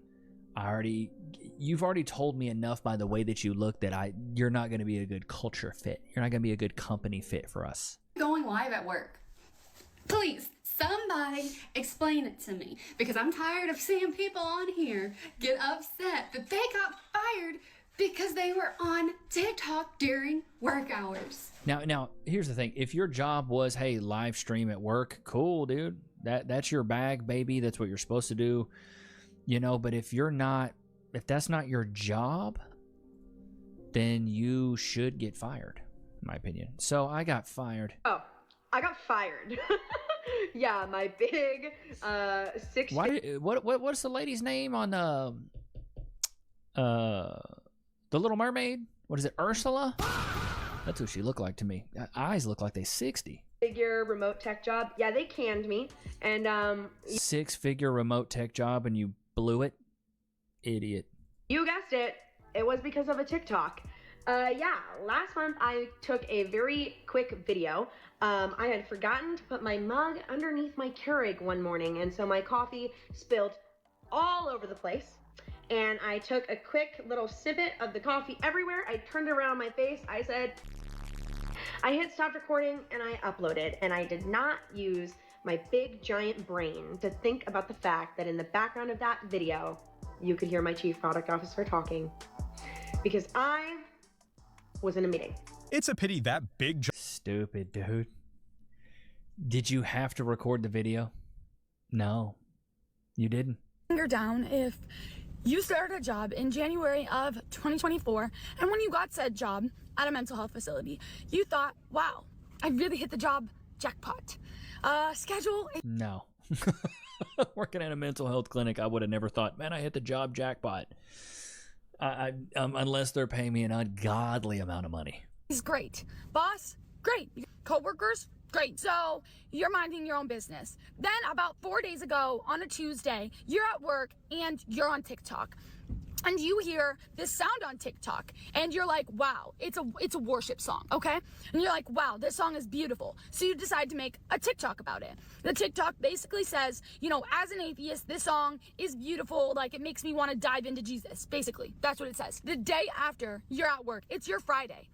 Also, mind you that the day that this is happening, Wednesday, the next day is your 1 year anniversary of starting this job, okay? So you're at work, minding your own business. Bro, she looks like a cricket. Shots fired! But her daddy's the CEO of Cricket Wireless. Doing your job, your day is going great. All of a sudden, at about 5 o'clock, one of your coworkers comes up to you and tells you that your boss wants to talk to you. So you're like, weird. Right. At least for me, I always told jokes funny enough that HR wanted to hear them, you know? Wait, HR wants to hear how funny this joke is? Bro, bet. What did I do now? You go into the office, you sit down, your boss looks you in the eye, proceeds to get right to the point and say that they are going to have to terminate you because of the TikTok video that you made. So you immediately start crying and freaking, and your boss proceeds to tell you that you have broken several safety laws and rules. I honestly don't know how she even has an... I mean, I just don't feel bad. Honestly, was she a patient at the mental health facility? If she was working there, good Lord, oh my God. There's nothing like getting caught by your supervisor making a TikTok at work. Like the immediate embarrassment, like she seems so confident at first, and just the immediate embarrassment and looking like a complete idiot. Like they just never realized that. Here we go, what do we got? Big bag. Your manager catch you making a TikTok video. And this is a useless video, by the way. Seriously? What are we doing here, chat? What is going on? What is the world coming to, chat? People getting fired for making TikToks? Why are you even making a TikTok in the freaking first place, dude? Why are you even making a... Jesus. I don't even know what to say anymore. I don't even know what to say anymore. Modern woman shares a reaction from a guy she put in the friend zone, and his response apparently rubbed her the wrong way. Why does it matter? He's in the friend zone, you know what I mean? Let's see what she has to say. I'm on a break at work and I brought my laptop. Okay, clip is too quiet. I immediately just next people. If you know what I mean, I can't. I just can't. I got a bunch of clips here. What is this? Okay, here we go. A little Jordan Peterson clip. Female hyper users of Instagram are also, they're sadistic, Machiavellian, psychopathic, and narcissistic, and they optimize for short-term mating strategies. So they're promiscuous, and that's a marker for antisocial behavior. Antisocial people, broadly speaking, have more sexual partners. They start engaging in sex earlier. They're more callous in their utilization of themselves and others. And so... Would you call that toxic femininity? Is there such a thing as toxic femininity? We know what toxic femininity is. It's the female version of antisocial behavior is reputation savaging. Yeah. Gossip, innuendo, backbiting, And females can be very good at that. Now, men can do that too, and they do, especially on social media. But it's definitely the case that social media enables female antisocial type behavior, clearly. And so it scales. We were talking about, whether the feminine ethos scales. Feminine pathology scales magnificently on social media. That's so true. I mean, look at how many clips we've reacted to, Chad, of how many women have been out there. And is there another woman that, resonates with this message? I will say this. I'm going to switch gears from this. The one thing I love about Caleb Hammer's show is the fact that he is exposing the ideology, or the ideological left, or the ideology of the left, where it's not the oppression of the government that's holding you down, it's your stupid spending habits. System help you? What do you mean? You don't contribute. Let me turn this up. Sorry, chat. System help you? What do you mean? You don't contribute. You don't contribute. If we're just being honest, system, if we're just being honest, you do not contribute to the tax. At least I pay my taxes. No, that's what I was saying. You don't contribute to the tax system in this country. No. You're part of the lower 50%, which is not a bad thing. That's not a shameful thing. But the lower 50% that contribute less than 1% of all net federal income taxes in the country. 50% contribute less than 1. We have the most progressive income tax system. How do all the European countries pay for all the good stuff? VAT taxes, sales taxes, natural sales taxes. That's a flat tax. That hurts people like you. Okay? That's how they pay for the good stuff. Federal income tax, we have the most progressive Western income tax. Okay? So system not helping you, we barely ask for you to do anything. You pay such a minuscule percentage, and what degree you decided to get was on you. You're going to make me sound like the most right-winger in the world talking about this, but you're just so beyond victim mindseted in this. When I heard the system, why did the system help me? I don't think that's just the most backwards thoughts. I'm not blaming. Dude, 100%. Caleb Hammer is single-handedly exposing all these idiot lefties that are like, the system's holding me down. It's just holding me down. The system's not holding you down. You're holding yourself down, dude. You're a professional virtue signaling victim. You're an idiot also. I'll never understand this. I will never understand that these women think that, they're held down, they're oppressed. Okay, modern woman gets rejected by her coworker. I decided to take the gamble, the risk, if you will, to put all the weight on my coworker for him to make a move. So Why does she look like a 20-year-old grandma? I sent a text. What's up with these big glasses? Does every woman have these glasses that go all the way down to their top lip? Saying, you should let me know when you're free so that we can hang out.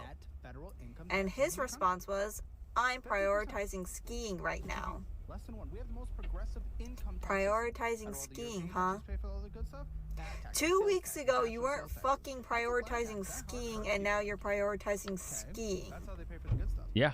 What the fuck happened between then and now that all of a sudden you've grown so... I mean, he looked at you. You look like a stale fart. I'm gonna be honest. Like, I'd prioritize skiing too. Maybe even basket weaving. I would prioritize. I would prioritize a lot over you, baby girl. How long y'all been together? How long have y'all been together? 3 years. You guys know each other's body count? Yeah. What's yours? 1. Is that correct? Are you sure it's 1? You're a liar! Yeah. Only him? Yeah. Boy, she lying. You don't know how many boyfriends you had? No. No. She's a runner, she's a track star. What the hell? It's over 10. I don't know. Okay. Yeah. We're getting married. There's no secrets. Yeah. We're getting married. There's no secrets, brother. He's cooked. There's no secrets. She would never hold that from me. She loves me. That's insane, bro. Poor guy. Poor guy, dude. All right, let's see here. Is college a scam? I also have a degree in forensic neuropsychology. Bachelor's? Bachelor's of Science, yes. Okay. Why don't you explain to the viewers and the other panelists what that is?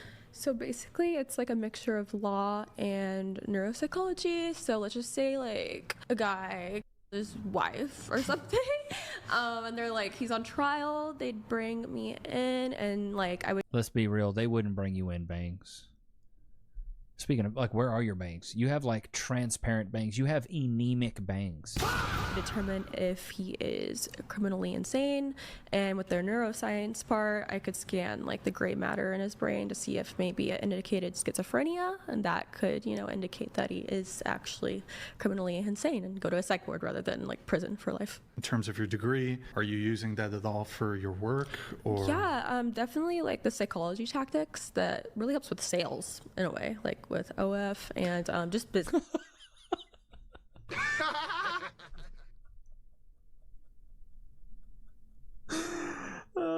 Getting a degree helps with sales on OF.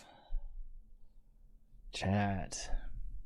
We have fallen so far from God's grace. This in general. Can you relate to us your one big takeaway from your program?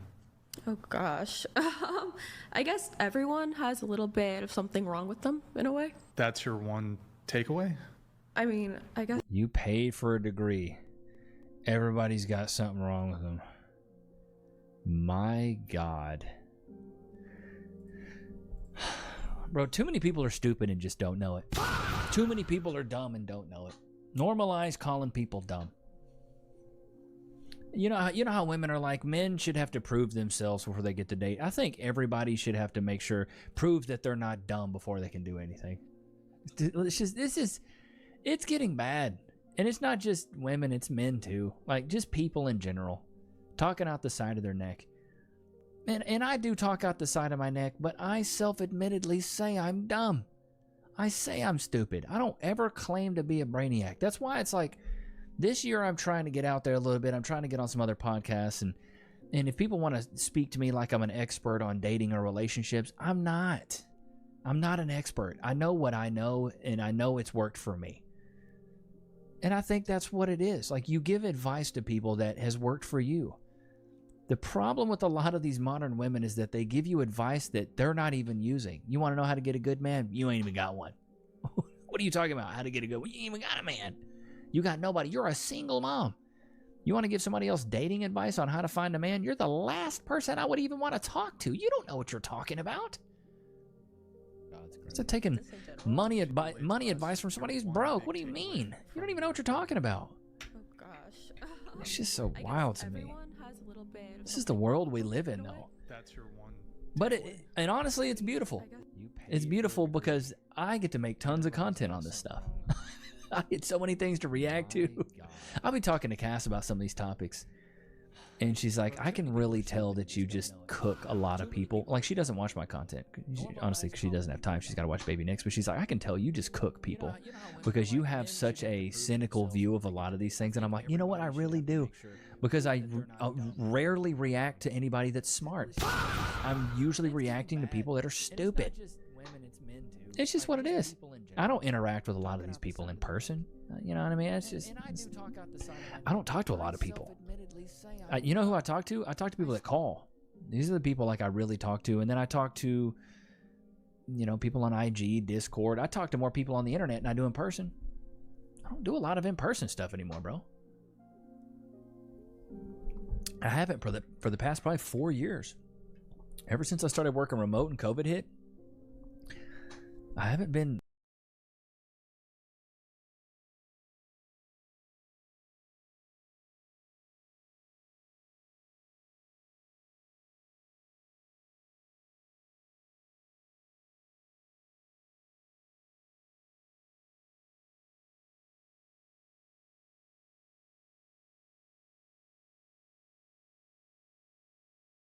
We don't meet up with people. That's why I'm going to VidCon this year, and I think it's June. So if you guys do want to meet, I'll be at VidCon. It's in Anaheim, California in June. It's YouTube's big convention there. And then I'll also be at Vid Summit, which I think is only for creators. So if you're an up-and-coming creator and you do want to create, Vid Summit would probably be good for you. A good way to network and good stuff to learn. But I'll be at VidCon. So creators, viewers, people that are fans, they all go. So if you go, dude, let me know. Probably be live streaming for one day. Not an entire day, but I'll probably live stream a little bit while I'm there just so you guys can see what's up. I'm going to go with Jack Morgan and kick it with him. But I'm like trying to get out a little bit more this year and, network a little bit. Talk to people. Because I miss that component. I miss that aspect. The great thing about being able to create content online is that you have the autonomy to when you record and what you do. Like you guys, if I asked you, chat, what time do you think it is right now? Put it in the chat. What time do you think it is? I pre-record these. I know a lot of you guys are like, oh, are this live? No, these are not live. These are not live. I ask you guys these questions because I watch the lives. Like I watch when they premiere and I pay attention to the chat. That's why I ask you guys questions to see yay or nay. But I get this all from, and I was talking to the Dadvocate about this. It's like I get this whole like asking chat, put a 1 in the chat if you agree. I get that from live streaming. And, you know, if some people don't know it's not live, dude, that's cool. I'm just really transparent with you guys. I don't like to hide things from you. It is what it is. But this is like my greatest form of interaction here is with you guys. And also thank you guys, man. I'll be watching these premieres and seeing how like interactive you are and how active you guys are in chat, and I am just overwhelmed sometimes with how awesome you dudes are and dudettes. It's amazing what we've built. Having 400 to 600 people usually on every premiere. Each video is getting like 30, 50K views. It's insane to me, bro. I still remember when I was living in Dallas in my apartment complex, and anytime a video would go live, I would go downstairs and I would pull it up on the company or on the computers they had at my apartment complex. On the 4 computers, I'd pull it up and then I'd pull up like 8 tabs on each of them just to try to get some views, dude. I was desperate, bro. And by any means necessary, man. And I did that for a long time. I recorded content for like 9 months straight before anything ever came of it. It's crazy, man. It's crazy how far we've grown. Loki, do you want the rest of... You want here? Come here. Free. Sit. Free. Good boy. So I want to say to everybody that's subscribed or not subscribed, I appreciate you guys, man. I really do. You guys have changed my life, dude. Seriously. I might have to cry. But no, seriously, like, you have changed my life. You guys have changed my life, and it's so... I don't know, I'm just so grateful, dude. There's like some days where I just like, I'm so happy. Like most days I'm very happy, but there's some days that I'm just overwhelmed with joy of like, this is amazing, dude. Like, I remember sitting there praying and just asking the universe and asking God, like, please let me just do YouTube full time. Please let me just make YouTube my full-time job. Please, like, I'll do anything. I'll work as hard as you need me to work. I'll post as much as you need me to post. I'll make sure to say thank you as much as I can. And then now it's finally reality. Like, it's amazing. It really is. It really is, dude. Like, I don't know. My life is amazing now, and you guys have made it that. So I feel like I'd be an asshole to not say thank you. So thank you guys, seriously. Ain't that right, Lux? Whoop-de-doo. But I hope you guys enjoyed today's episode. Don't forget to like, comment, subscribe. It's always good to have you guys out, man. Until next time, peace.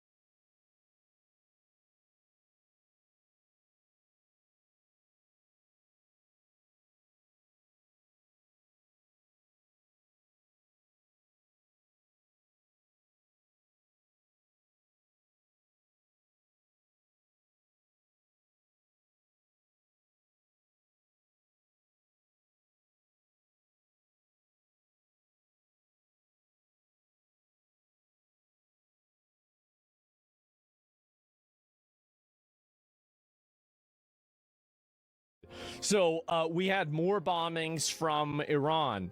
So Iran is now bombing natural gas facilities. Qatar, largest gas industrial hub. The attack was by Iran. So now they're attacking different random industries. Uh-oh. Oh my God.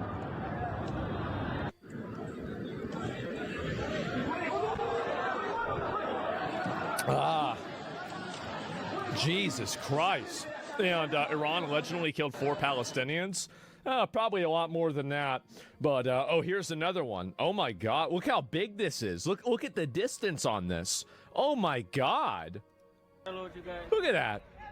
Holy shit. Oh, yeah, true. Yeah. Oh, my God. Oh, my God. Is oh my God the English version of Allah Akbar? Whoa! Oh shit! Is that it?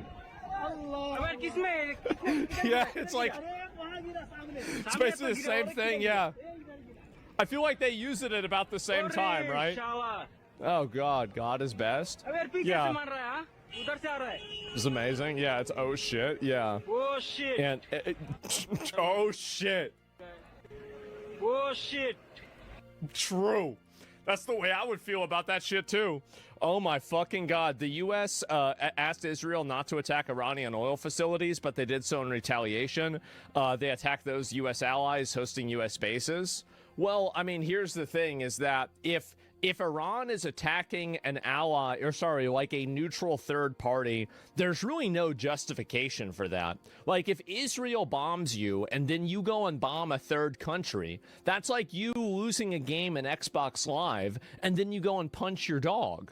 Like it's got really nothing to do with it. I mean, like, what do you mean? Of course, Israel, yeah, war is war. I mean, yeah, but like it's not even a war. Like Qatar's not even fighting them.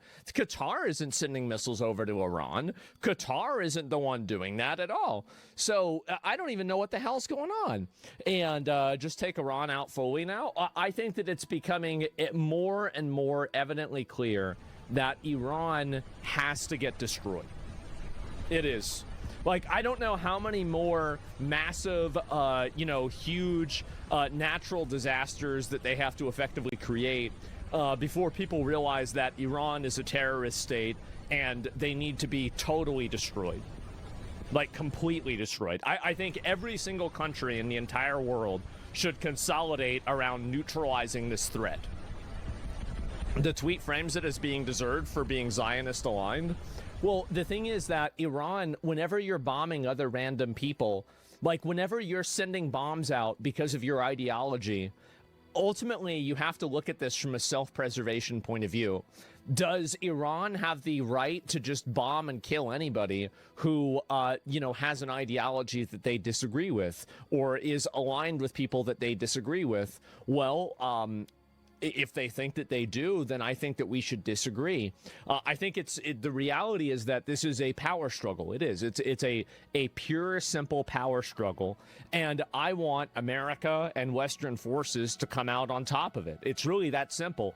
Iran represents a nexus of third worldism, radical Islamism, shitty behavior, terrorism, and just in general, like world destabilization.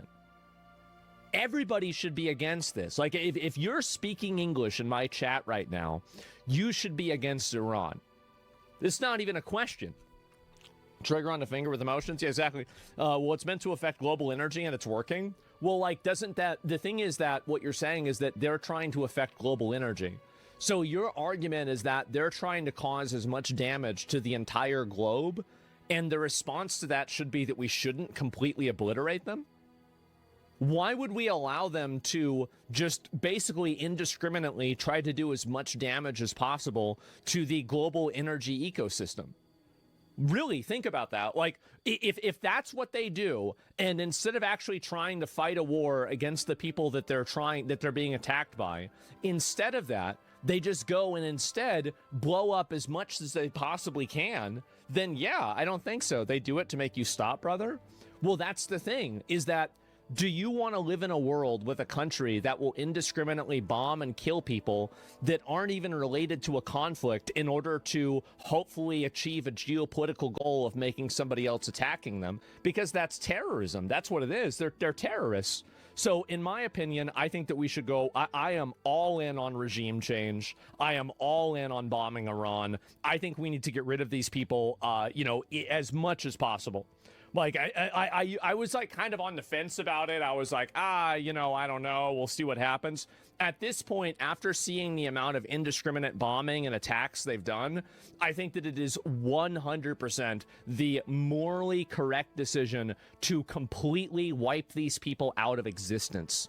Because if you don't do that, if this is what they do whenever they're at this power level, imagine what happens if they get questioned or they don't get what they want and they have a nuclear bomb. Think about how scary that is. The main thing that we should be doing is finding every single person in leadership part of this ideology and systematically getting rid of every single one of them.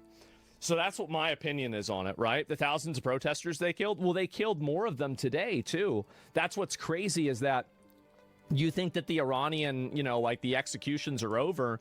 They did more executions literally today. So they executed 3 people. Here we go. The Islamic regime in Iran hanged a 19-year-old wrestler and anti-regime protester today. So this is another person who has been executed by this this country. A lot of that ideology are from Sunnis. Well, Iran's a Shia country. It's pretty obvious, right? So, but why do we dismantle countries now and not take them over, bring back colonization? I don't know. I mean, I don't think we need to colonize it. I think that they're going to colonize themselves in a way that's beneficial for us. I think that a lot of the Iranians, they don't want to have their government, have that happen either. And so, let's see here. This is the way it looks like right now, maybe. Holy fuck. Look at those bombs. Oh, my God. Breakdown History did a whole video where he called all the things that are happening right now. I feel like the U.S. government went into the war with no real strategy. Do you really think that the United States government doesn't have a strategy? Like, this is the type of, just stupid third worldism that happens. Obviously, they have a strategy. They clearly have a strategy. We have thousands of them. Yes, it's ridiculous. These are the people that were able to capture Maduro without having a single soldier get injured, or seriously injured, right? And you think that they can't plan this out at all? They don't have a plan at all. And some random, pretend teacher on YouTube has a better idea than all of these people that have infinitely more information than they do. Like, again, this is a massive third worlder cope. Massive, gigantic third worlder cope. Yes. Overwhelming force is a strategy. That's right. We don't appear to have a strategy. They had tactics, but long-term, no. What makes you think that they don't have a strategy? Why do you think that? Like, they're literally systematically killing every single IRGC member that comes out and is on camera. They're blowing up individual stops constantly. They're bombing missile stations every single day. Like, they're blowing up ships constantly. They're trying to set this up, constantly. They're blowing up the banks. Everything. That's not a strategy? Wait a minute. That's not that's absolutely a strategy. What do you mean? That's 100% a strategy. Yes, that's a great strategy. Oh my God, it's a third world cope. I know, it's so sad, man. Chatters forget that even at peak Bush incompetence, we took Iraq in weeks. Yeah, exactly. And if they had a strategy, would they have to lift sanctions on Russia in order to stabilize oil? This is the type of third world ideology that I think is just so shocking. That is the strategy. You are explaining what the strategy is. That's the entire point. That's why they did it. That's part of the strategy that they have. Duh, obviously. What do you mean? Russia not getting involved. Yes, it was very clearly, here's what's happening, is that basically America is effectively paying off Russia in order to avoid having Russia try to interfere with the Iran conflict. That's what they're doing. They're paying them off, and that's the reason.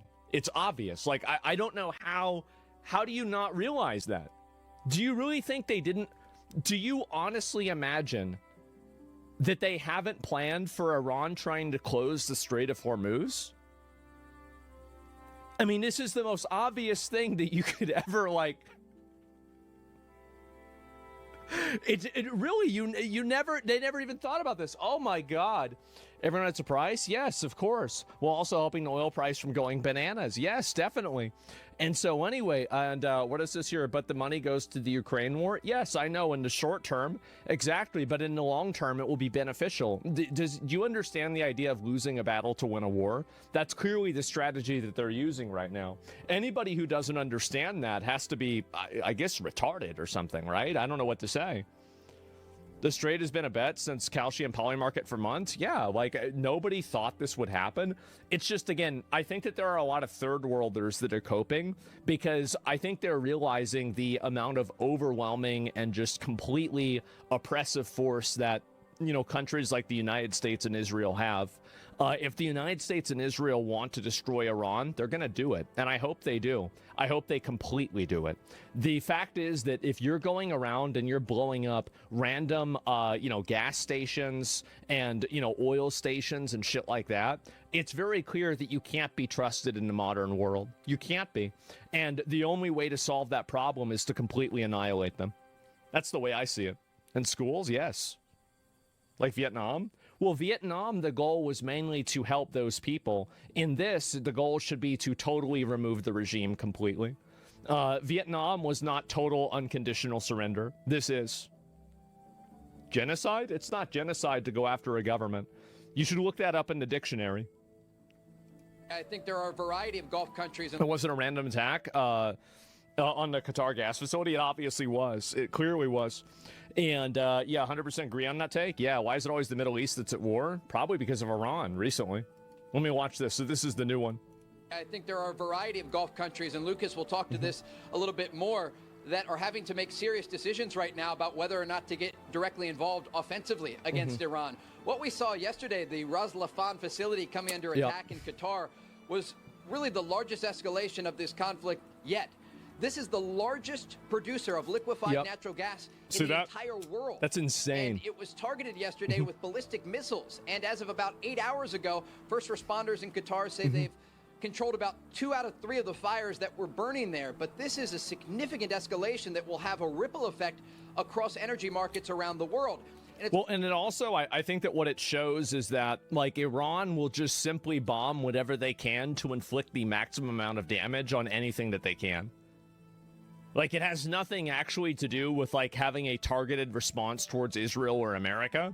It's just trying to, like, this is the Iran strategy.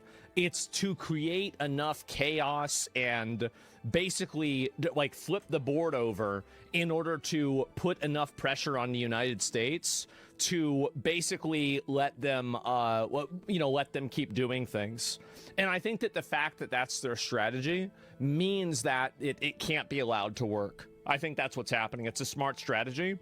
I think it is in a way, but it's not working out the way they think it is.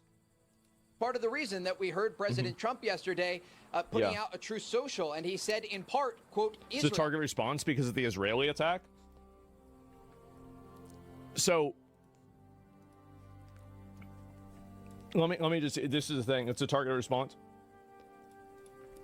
But why would they bomb Qatar if Israel attacks them and then they bomb a random gas facility in Qatar? How does that work? Because it's the main gas facility in the world? Do you want to live in a world with a country that does that? It's a very simple question. That whenever they get attacked, they just try to inflict the maximum amount of damage on the world economy? Do you want to live in that world? Yeah, simple question. It wasn't random. It was a target. No, I don't. Okay, so then, yeah. No, I understand that it's, but like, in my opinion, I don't think that that's, I think that is random. Like, whenever you're in a war with one person and then you attack somebody who's adjacent just to kind of create more chaos, that to me is basically random. I don't want you to, I'm not saying random in the meaning of like, they had no idea what they were doing. They knew what they were doing. But if you don't want to live in that world, then the solution for that is to remove these people. It's obvious. Yeah, the world should not capitulate to a terrorist government that will indiscriminately bomb and kill civilians if they don't get what they want. Everybody in the entire world should be united against this. It should be obvious. They're committing worldwide terrorism. Jesus, it's so obvious to me. Out of anger for what has taken place in the Middle East, has violently lashed out at a major facility known as South Pars gas field in Iran. That was the initial strike that led to the retaliation from Iran. But the bottom line here is that we are looking at a rapidly increasing escalation ladder in the Middle East. Oh, absolutely. And it raises questions about off-ramps and how President Trump and the administration and others will be able to ensure that Iran does not continue these attacks on regional Gulf countries and energy infrastructure that's not just used by the United States, but the entire world. No, this is it. And they're inflicting worldwide terrorism. That's what it is. And they should, but they aren't. I don't know why. No, I'm not talking about 30s. I'm talking about the normies in both camps throwing a fit. Well, it's because a lot of people, so the reason why a lot of people are angry about it is because they think that, I think that a lot of people are just stupid. I think that's really the truth, is they're just stupid. They think that, well, Iran said they're not going to do this, and Iran, like, oh, they did this because of something else, so somehow it makes sense. Netanyahu's live right now. Oh, yeah, I got to forget that. So if Iran gets eradicated, do you really think Middle East will find peace? I think it'll be easier to find peace with Iran gone than without it. I think that Iran is a huge person, a huge indicator of like bad behavior. Absolutely. Israel, out of anger for what's taken place in the Middle East, has violently lashed out at a major facility known as the South Pars gas field in Iran. A relatively small section of the whole has been hit. And United States knew nothing about this particular attack, and the country Qatar was in no way, shape, or form involved with it, nor did it have any idea that it was going to happen. Unfortunately, Iran did not know this or any of the other pertinent facts pertaining to the South Pars attacks, and thus justifiably and unfairly attacked a portion of Qatar's LNG gas facility. No more attacks will be made by Israel pertaining to this extremely important, valuable South Pars field unless Iran unwisely decides to attack very innocent, in this case Qatar, in which instance the United States of America, with or without the help or consent of Israel, will massively blow up the entirety of the South Pars gas field at an amount of strength and power that Iran has never witnessed before. I do not want to authorize this level of violence and destruction because of the long-term implications, but if Qatar's LNG is attacked again, I will not hesitate to do so. Oh boy.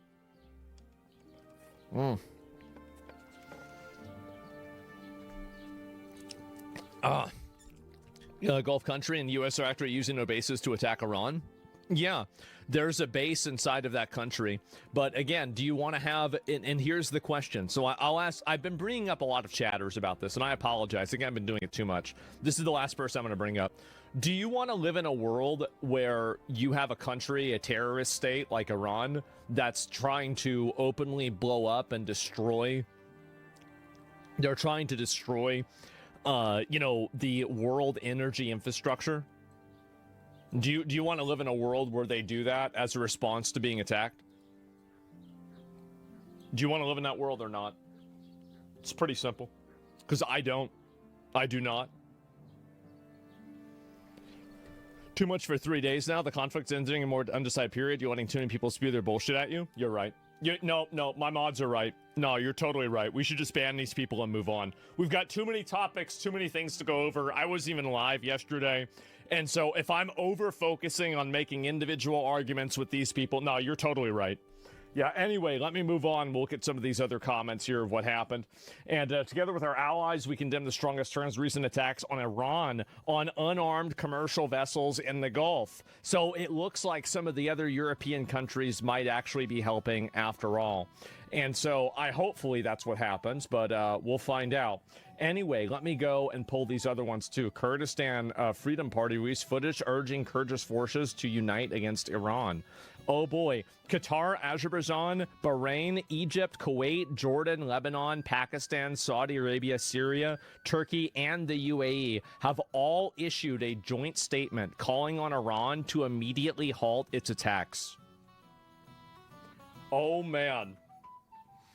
Literally everybody is against them. Nobody is on Iran's side. Nobody is on their side. Stop it, Iran. Exactly. And yeah, good. I know.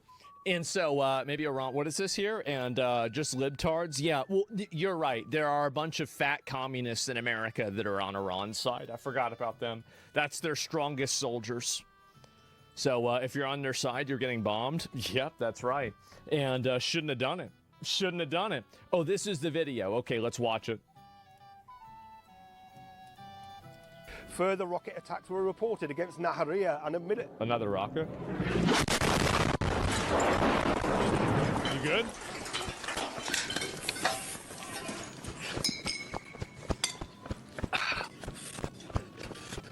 Fucking hell.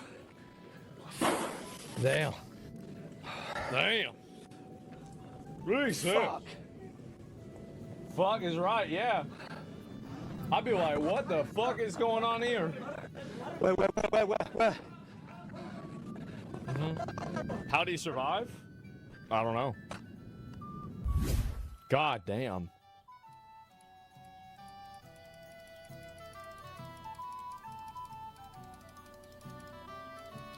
Wait, was that the... Oh, shit. It's right there. Oh, my God. It's literally right there. Holy fuck. God, it went inside? Yeah, apparently they were standing next to something. I don't know what it was. And how does the cameraman never die? I don't know. How is he alive? Let me watch this in fucking in 0.25, okay?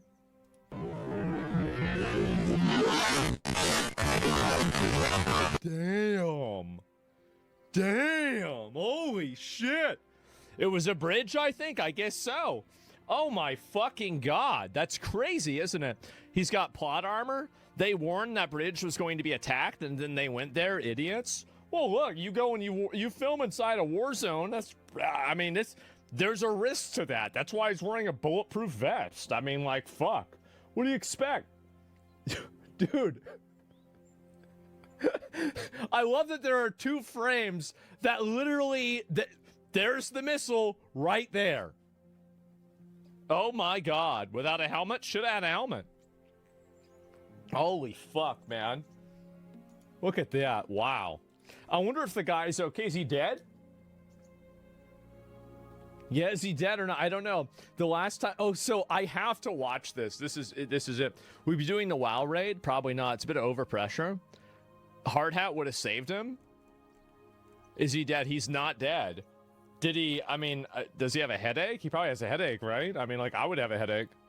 I'd be fighting for Islamic causes while attacking Islamic countries. Yeah. Oh, here we go. This is Saudi Arabia. Here we go. I don't know how they claim to be fighting for Islamic causes while attacking Islamic countries. They are not attacking a single nation. Saudi Arabia, Bahrain, Kuwait, Qatar, UAE. Yes, they're fighting for Islam. Meanwhile, every other Islamic country hates them. Make it make sense. Oman. What's that mustache? Some people are calling it a classic. Lebanon, Jordan, Azerbaijan, Turkey. All these countries are Islamic countries, yet Iran attacks them. Charlie Chapman. Even before this war, what was Iran's contribution in the issues related to the Islamic world? Nothing. Well, they're making everything worse. They support the Houthi militia in Yemen. They supported the Hamas. popular militia in Iraq who are, and now they brought that militia in to kill their own people during the protests. Are attacking Iraq. They are attacking Iraq territories, Hezbollah in Lebanon. There it is. Who didn't suffice by hijacking the political decision that guy in Lebanon, follows you? but rather was an effective arm to perform sabotaging actions in the region and in Saudi Arabia. And the biggest example is Iran and Hezbollah's role in Syria. Yep, there it is. Another set of retards. And they got kicked out of Syria.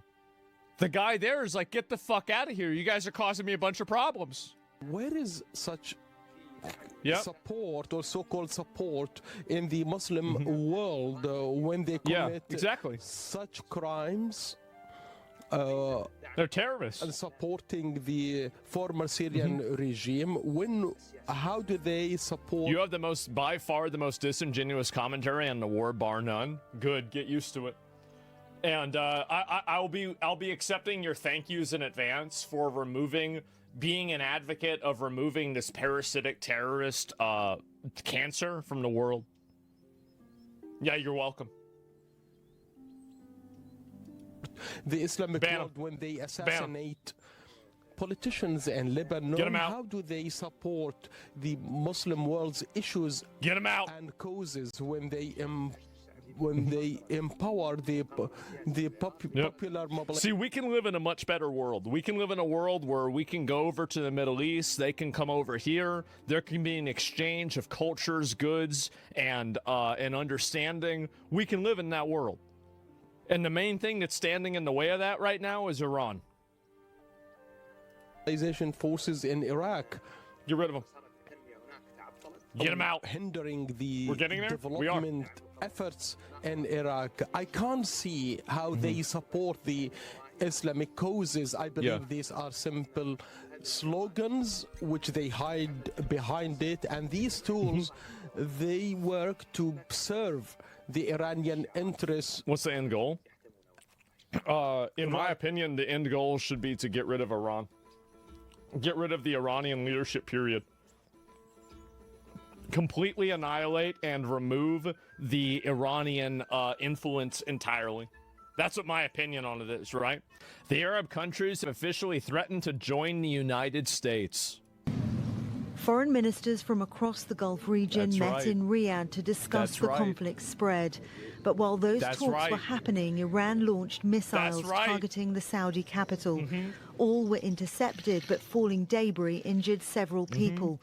The Saudi foreign minister accused Iran of trying to intimidate Gulf leaders and said it would not succeed. The targeting of Riyadh while a number of diplomats are meeting, I cannot see as coincidental. And I think that's the clearest signal of how Iran feels about diplomacy. It doesn't believe in talking to its neighbors. It tries to pressure its neighbors. And what I can say categorically, that's not going to work. The kingdom is not going to succumb to pressure. And on the contrary, this pressure will backfire. The Saudi foreign minister also said the patience of GCC countries was not unlimited, and that if Tehran's attacks on its neighbors continue, they reserve the right to take military action against Iran once all diplomatic options have been exhausted. That's right. But what I care about now is that the attacks on my country and on my neighboring countries that are not involved in this conflict end. That's all I'm interested in.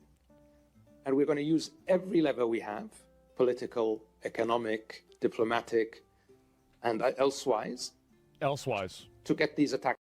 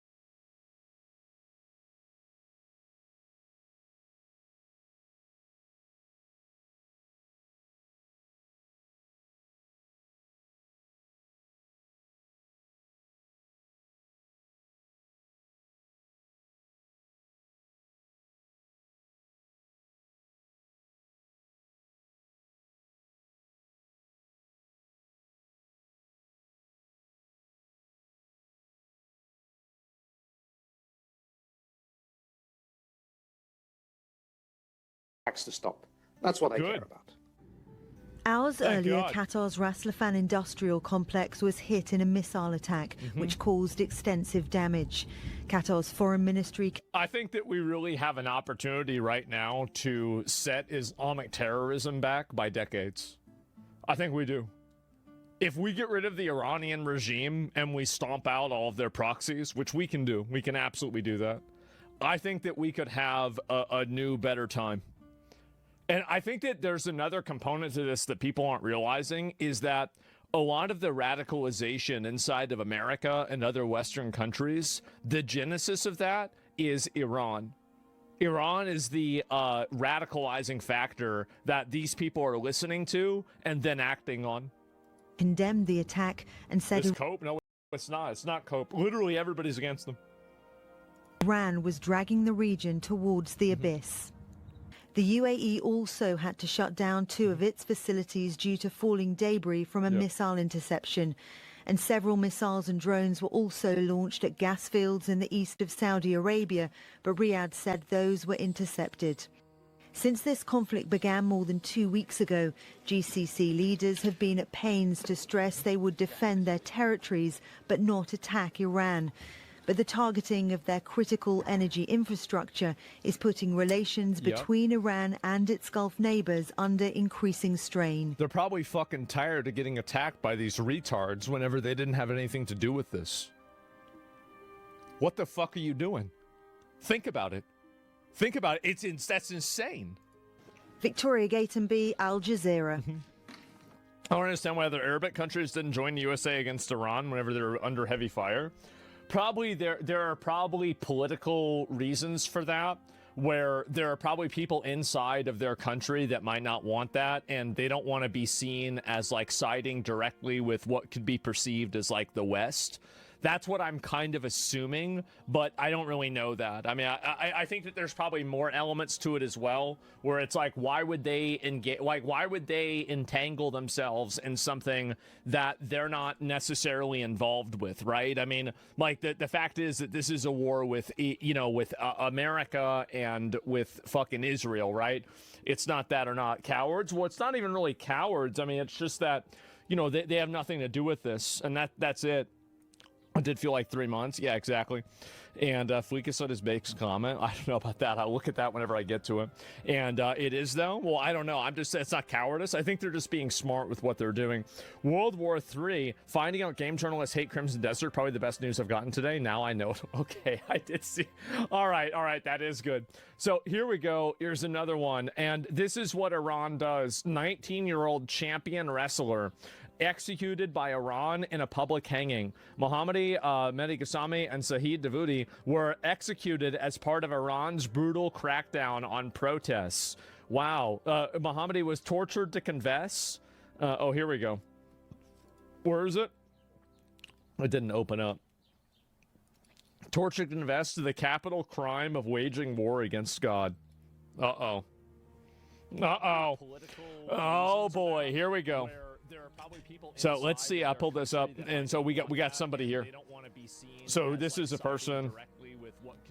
It's wild, the propaganda that's going on today. Can we go beyond service level events from mainstream media sources? What are you trying to say? So you're trying to tell me, you're telling me that what I'm saying is surface level, but you're quoting some schizo. I'm sorry, but John Kirakow's a schizo. What are we talking? Do you really think that what he's saying is true? I'm sure some of it is. How the fuck would he even know that? Not what you're saying, what someone else said? Okay. I see a lot both sides. I don't trust CNN is all. This isn't CNN. This is a fucking, this is some random like Twitter journalist, right? That's it. And yeah, it's just insane. I won't stand for John slandered, of course, right? He's definitely telling the truth. But anyway, let me go and find these other ones here, because there's been even more of this. Where the fuck is this? Oh God, they had this girl dancing now. Oh, perfect. Well, let me scroll down and I will find you. I asked people who are really fit what they do for their workouts for a series for TikTok. You've seen the videos? Okay, great. Do weight training 5 or 6 days a week. Wow. Yeah, a lot of running. So how many miles a week do you run? Probably like 40 or 50 miles a week. 40 or 50 a week. So how do you stay disciplined to do that 6-7 days a week? I cheat. You cheat? Okay, so what are your cheat days? How do you cheat? Yesterday I saw some pizza and ice cream that I liked, you know, and it helps fuel the next day's workout. Like, and do you drink alcohol? once in a while, but the more fit you get, the less you crave it. Yes. And how old are you?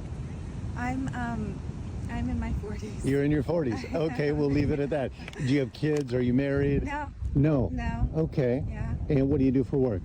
I'm a finance attorney. Finance attorney. Okay, Yeah. great.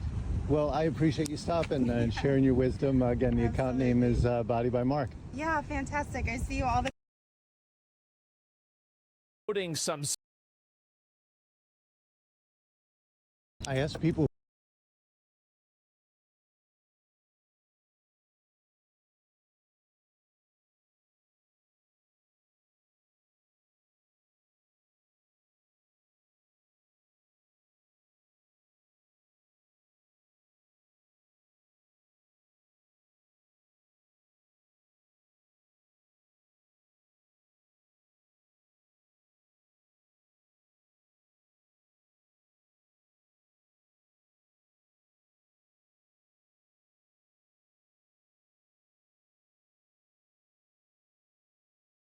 Oh, you have a big scratch on your back. I know, it's not that big.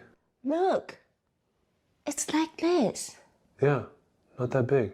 It is big.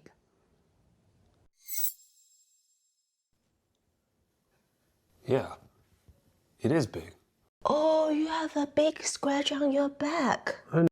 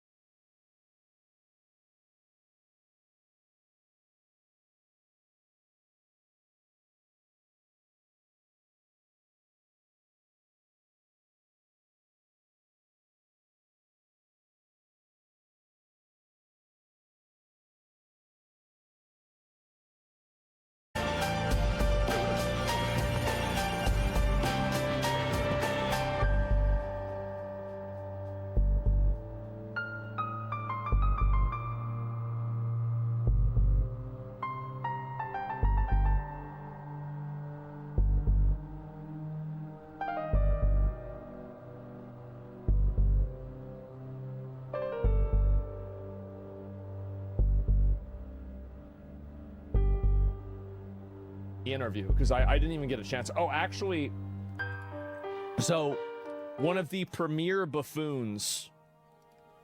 I do think that Cenk Uygur is probably one of the biggest buffoons in media. He is. Let me see if I can find... This is a legendary crash out. Here we go. Let's watch it.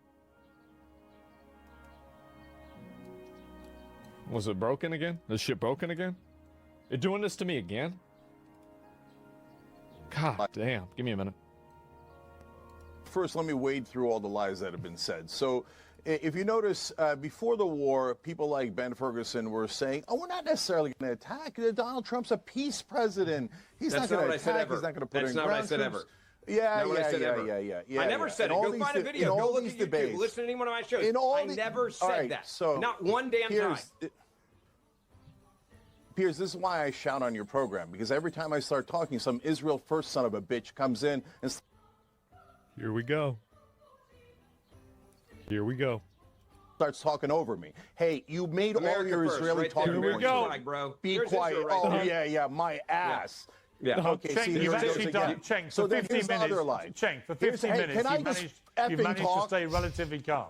Don't blow it now. Don't blow it now. Look at his face. He's sweating. He's already sweating. It's 45 seconds in. Yeah, okay. Well, that's what Israel First does. They just jabber. Anyway, so here we go. So then Ben said, and all the Israel First clowns said, oh, we're doing this for the Iranian protesters. And once we start bombing them and murdering them, they're going to love us. And now he's saying, well, of course the protesters can't come out in the streets. We're bombing them. We're bombing them. That's what we said. All right. Yeah, all right, here we go. Will you shut the fuck up? Will you... The clip's not even halfway over, by the way. All right, here we go. You shut up. If you're putting words in my mouth that I never said, Israeli I will talking never be points. Quiet.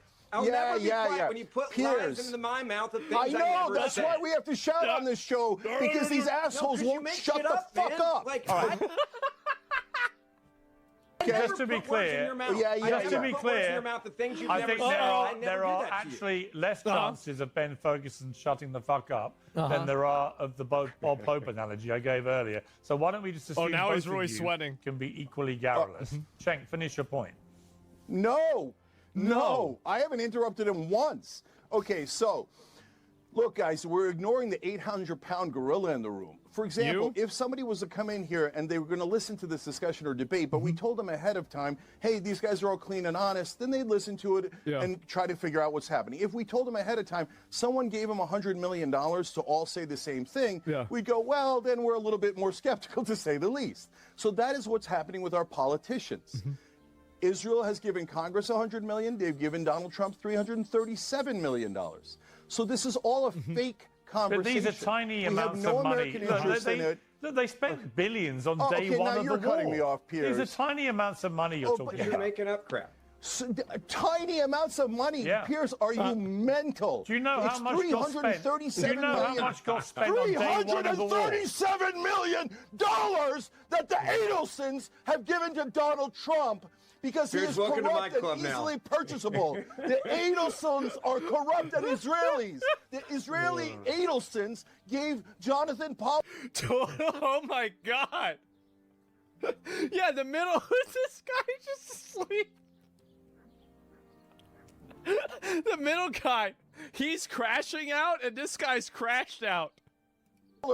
A trip on their private jet back to Israel and celebrated him like a hero because they love people betraying America for Israel. But you don't think I can prove it. I can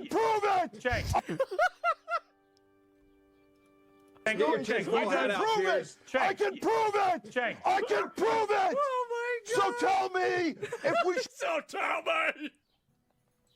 put American troops or Israeli troops in. Why are we putting our guys in? Ben Ferguson, that traitor, said that it was no big deal that 13 Americans died. It's a huge deal. Never said that 13 Americans died. Why do you send your goddamn Israeli? He's so mad. I've never seen him this mad before. This is crazy. He's actually furious. Into a war. Take the They blood pressure started. meds, bro. They It was started never it. said by me. All right. Did you say take your meds? Started. Meds, bro. They It was started never it. said by Only me. friends Never into said a it. war. Take the They blood pressure started. meds, bro. They Take your blood pressure meds, bro. Honestly, good advice. Look how mad he is. This is crazy. It was never started it. said by me. All Never right. said by me. You know made what? up so much shit. Cenk, I'm never going to let anyone else on Don't this tell program me. talk, because the minute I start talking, He's saying like Macho Man Randy Savage. Or you gonna I can prove it. they start interrupting and Okay. go, oh, Israel's the greatest, Israel's the greatest. Okay. They bribed all Never of our said that either on the show politicians. today. It is exceedingly clear. Okay. So stop working for Israel, you corrupt sons of bitches. Okay. Work for America. Here's your solution. Here's your solution, and it's super simple. We get the fuck out of there. Okay. We have zero interest in there. None, none, none. So let And now Israel, you know who why started Trump this had to war, do what he had deal to with do. their He's own gotta war. deal with people You like put in the this. ground troops. You put in the ground troops. Ben Ferguson, answer this question. Should we be Sure. sending Israeli ground troops or American ground troops?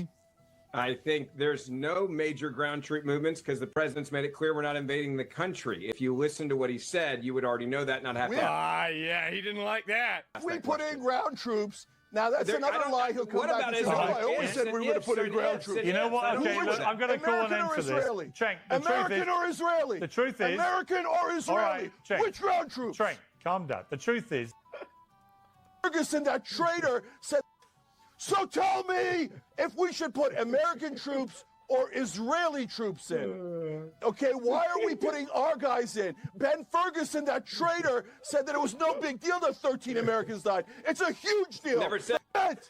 So tell me a trip on their private jet back to Israel and celebrated him like a hero because they love people betraying America for Israel. But you don't so the think- reality you is don't America think, has Cenk, no you interest. don't- I can prove it. Cenk. I can prove it. Cenk. I can prove it.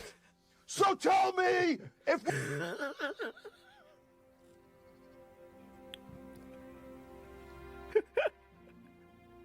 Holy shit.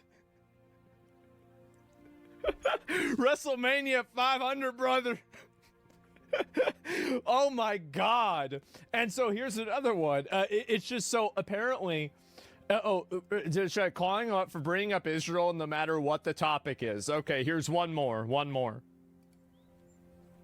It has been, it's unbelievable the answers you It's guys a have been huge giving. deal. It's just been all deflection every single time. But what about Epstein? What about Nick Candy? That's exactly what this entire I can say, story is. listen, but Cenk, I'm a Jew, right? And I've already sat here and I can say there are huge problems that I find in the Hasidic If you Jewish think community. about it, Why can't you guys, when has we never talk lost about the grooming gangs, when we talk about Islamism, not just in the UK, the way it's spread across the Middle East and Europe, the things that are going on in Iran right now, and I haven't seen one tiny morsel of, you know what, there are some bad issues here. Every single moment has been deflection, so no wonder Layla's gone. She can't be bothered talking to people with an IQ of about 7. You have the IQ of this desk. Oh yeah, I know. You guys are super smart. We'll talk about something other than Epstein then, because you're being asked about grooming gangs. I don't know why they bring up the Epstein files whenever the countries they're defending, their Epstein files are called the marriage records. I don't get it. Why do you keep bringing up Jeffrey Epstein? What are they doing? Hold on. Let me solve it. Let me address it. Jesus. Okay, so can you address it, Cenk? Before you do, let me just ask you, can you address it? Can you shut up and let me address it? Can you address it without mentioning Israel? Or can you address grooming gangs? No, because that's the whole reason we're having this conversation. Because your Israeli buddies wanted a distraction from the Epstein files. That's why they threw this. No, this is a total lie, by the way. What he's doing, and this is what a lot of these people do, is they are running ethnic and religious defense for the Pakistani and the other Muslim rape gangs in Britain and also in the UK, and or not UK, so I mean in Europe. And so they will always find a way. Do you remember what I said before about how these people will always find a way to excuse, rationalize, deflect from, and make excuses for Islamic terrorism and Islamic bad behavior? remember I've said this every single time. I wanted to play this clip so you guys could see that. Every single time, they will always downplay it. They will always make excuse for it. This is the reason why you can't listen to these people. The reason why is because everything that they're doing is being done for a religious and ethnic reason. There is no actual principle behind this. There's no logic behind it. If you care so much about the Epstein files, then why don't you care about the countries that make being Jeffrey Epstein not even against the law? These people, the people that are getting married in these countries, the girls they're getting married to are younger than the youngest victims that are at least convicted that Jeffrey Epstein was fucked. To fight in the Naruto series. The only two fights you can argue he lost are the fights against Sasuke and the body double fights against Kakashi and Naruto. And for both those fights, Itachi was planning to lose anyway. He didn't want to win. For Sasuke, he concocted an entire plan to make sure he would take Orochimaru away and give Sasuke enough information for him to return to the Leaf Village and safeguard Sasuke against Obito. And for Kakashi and Naruto there, he obviously didn't want to win because Itachi was a Leaf Village spy, so he wouldn't want to stop Kakashi and Naruto or kill them or do anything bad to them. Other than that, Itachi doesn't really lose. So you could say that whenever Itachi is actually trying, the guy is going to win. But the interesting thing for us to analyze is how exactly does Itachi do that? And that's because he has a very interesting arsenal, and most importantly, the way he uses his jutsus is very unique, and he creates this unbeatable fighting style that's going to allow Itachi to essentially clear any fight.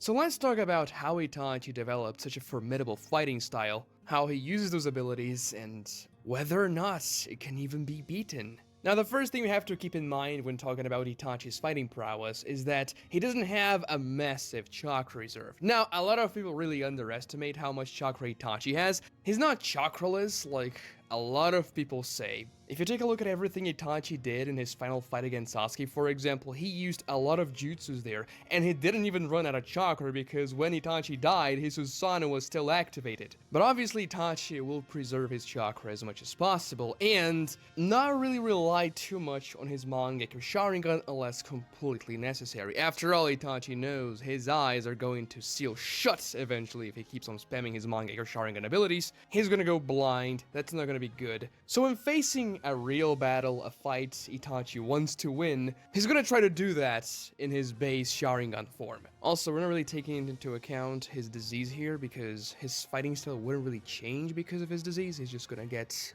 less effective with it. So when Itachi is facing an opponent, the first thing he's gonna try and do is cast a genjutsu. That is Itachi's opening move. He always does that, or pretty much always. Like, let's take a look at every single fight. Itachi opens them with genjutsu. The very first time he fights in the series against Asuma and Kurenai, he casts a genjutsu reversal on Kurenai's genjutsu. When he fights against Jiraiya, he technically opens the fight by casting a genjutsu on that Lady of the Night to draw Jiraiya away from Naruto. When his body double fights against Kakashi and Naruto, he casts the finger genjutsu, or aka the ephemeral genjutsu, on Naruto to keep him out of the fight for a little bit. In the flashback fight against Deidara, he casts a genjutsu before the fight even starts. When Itachi encounters Naruto in the forest before he goes and fights against Sasuke, you know, when Itachi gives Naruto the crow, he casts a genjutsu on Naruto before Naruto can even engage him. When Orochimaru tries to get Itachi's body in the flashback, Itachi casts a genjutsu on him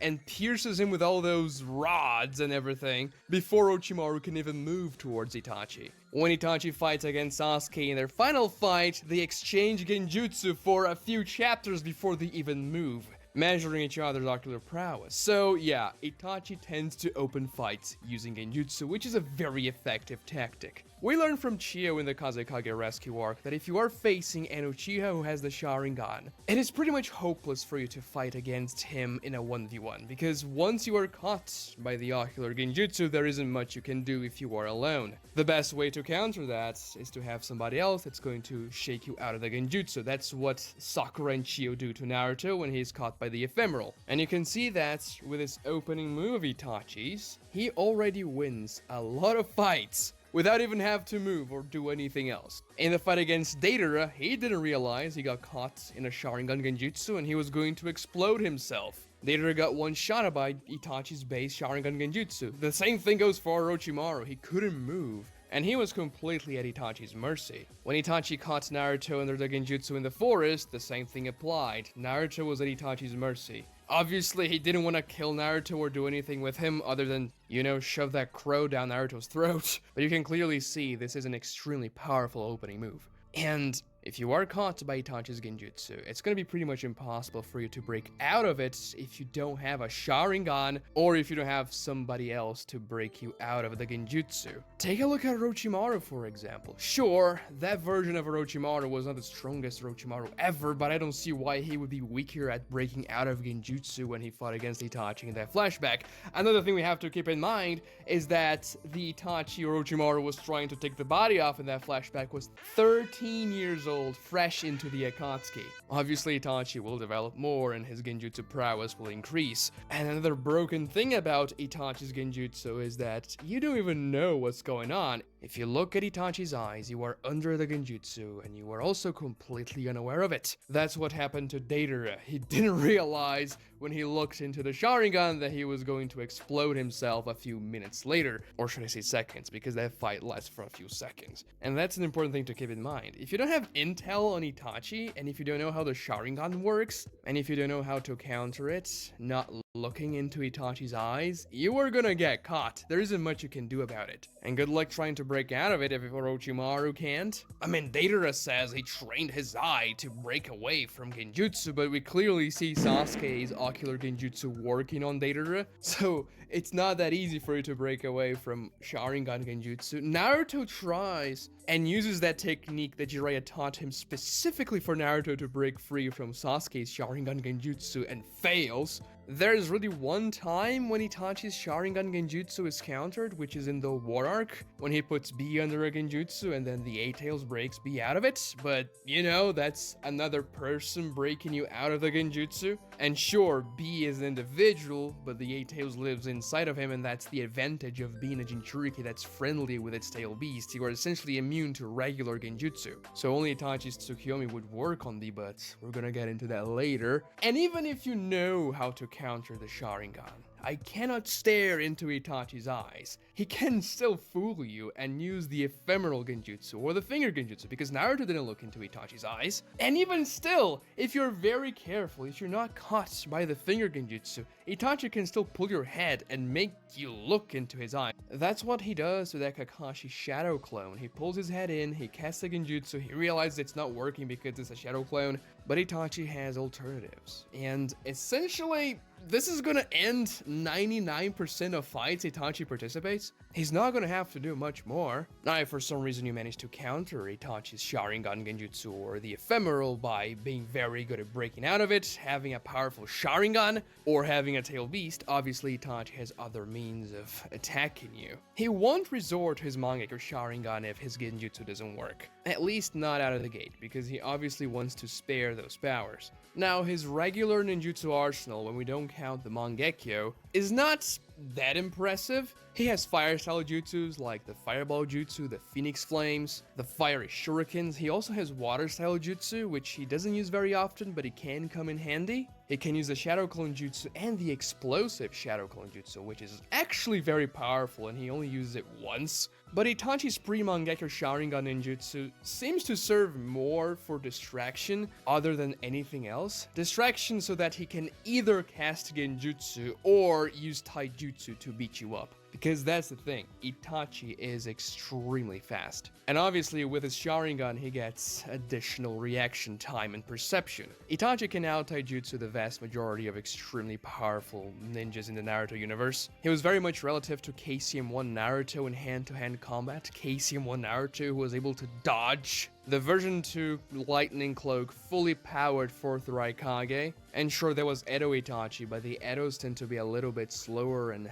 less powerful than the living version, so if we're taking into account that Itachi could do things while healthy in his life, which he could probably before he got sick, we don't know exactly when he got sick, then he was gonna be essentially faster than anyone he encounters, because the Raikage is like the fastest ninja alive by the beginning of Naruto Shippuden. Other than extremely powerful taijutsu, he's very good with shuriken jutsu, essentially throwing blades, and that doesn't sound impressive. Oh, what's Itachi gonna do? Throw a kunai? Actually, yes, it can be very useful. He uses shuriken jutsu to blind the backup renegades that were watching all around Nagata when he was about to kill Naruto and B in the war arc. You know, it didn't kill the Edo Tensei or anything, but it was very useful. And that's essentially what Itachi does to his opponents. He finesses them. The fight he had against Asuma, Kurena, and Kakashi in Naruto Part 1 was just exactly that. Think about this for a second. Those three, they are nothing to scoff at. They are three Jonins from the Leaf Village, and I recently made a video talking about how rare Jonins are and how powerful they are compared to the rest of the ninja world, and Itachi was absolutely outsmarting all of them at the same time and finessing them, combining his water style with his explosive shadow clone with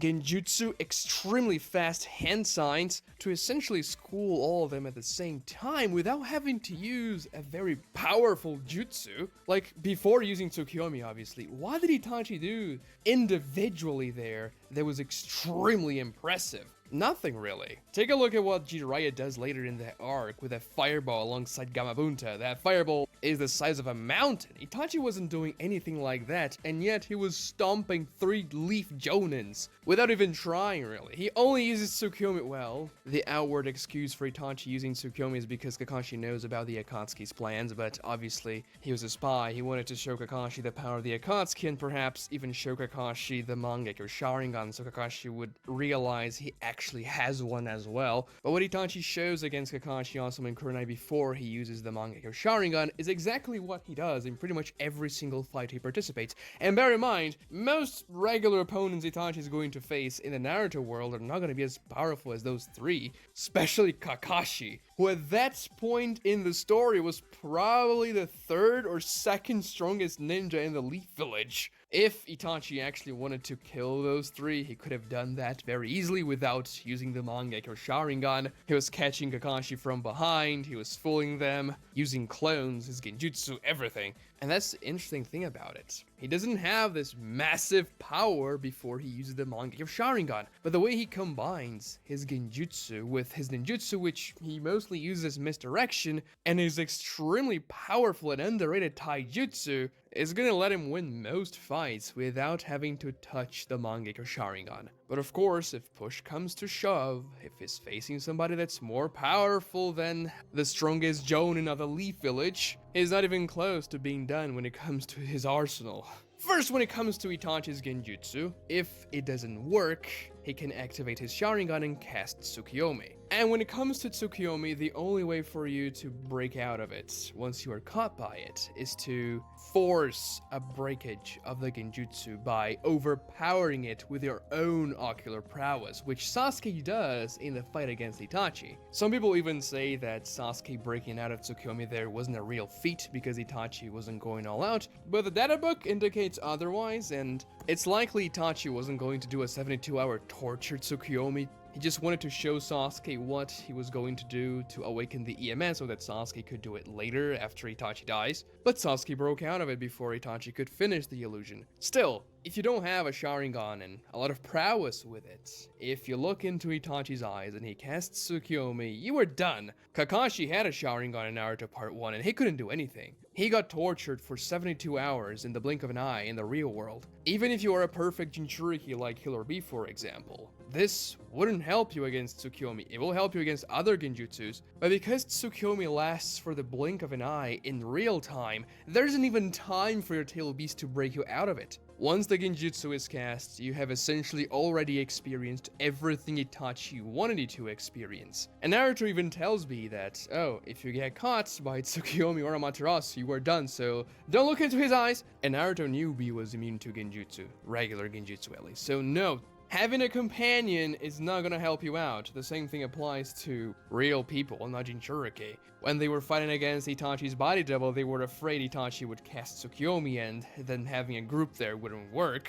And then Itachi sort of reassures them saying, oh, I cannot cast Tsukiyomi now. And they didn't know it, but it's because he was a body double and only had 30% of his chakra. And Tsukiyomi is one of those jutsus that, in theory, could defeat pretty much anyone. Like, what if Hashirama Senju, the god of shinobi, is caught by it? He cannot break out of Tsukuyomi. He doesn't have a Sharingan or Mangekyo Sharingan or Rinnegan or anything like that he can use to fight against the illusion. So he would essentially just take it, right? Itachi could torture him for days or weeks or even years. In the Nether books, things get crazy. He casts illusions that last for decades. So could Hashirama just shrug that off and tank Tsukuyomi? That would be extremely Giga Chat of him, and I don't doubt he could do it, but it's doubtful at least. So yeah, if conventional genjutsu doesn't work, Itachi can simply resort to the most powerful genjutsu in the verse. No big deal. And sure, it tires him out, it requires a lot of chakra, it spends his Mangekyo Sharingan, but he can still do it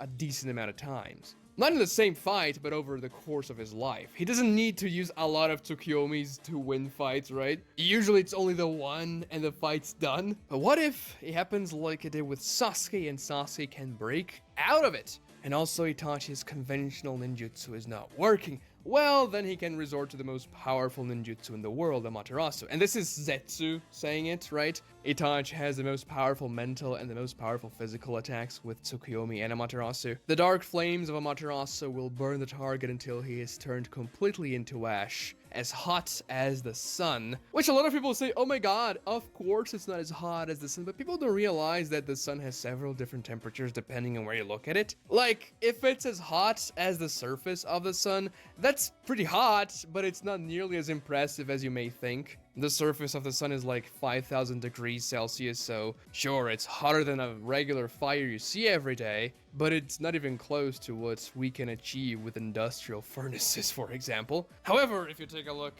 at the core of the sun, then it's gonna be about 15 million degrees Celsius, which, yeah, then it's really freaking insane. I'm just trying to say that the statement of Amaterasu being as hot as the sun is not ludicrous. It actually makes sense, especially when you're taking into account the surface of the sun. But, you know, it's very hot, and you cannot extinguish Amaterasu flames. Now, sure, there are things you can do to counter it. Mainly block it, that's gonna be the best way to avoid it, right? Or dodge it, but you have to be extremely fast. Raikage levels of speed, and most people are not that fast. Like, literally nobody is that fast in the beginning of Naruto Shippuden other than the Raikage. Sasuke, for example, countered Tsukuyomi by using Orochimaru's Cane Chain substitution. And if you have ninjutsu absorption skills, then yeah, Tsukuyomi's not going to be very effective, like the Praetor Path, for example. Then again, these are all very rare skills, and not a lot of people are going to have access to them. Jiraiya managed to seal the dark flames of Amaterasu, and a lot of people bring that up when they talk about Jiraiya versus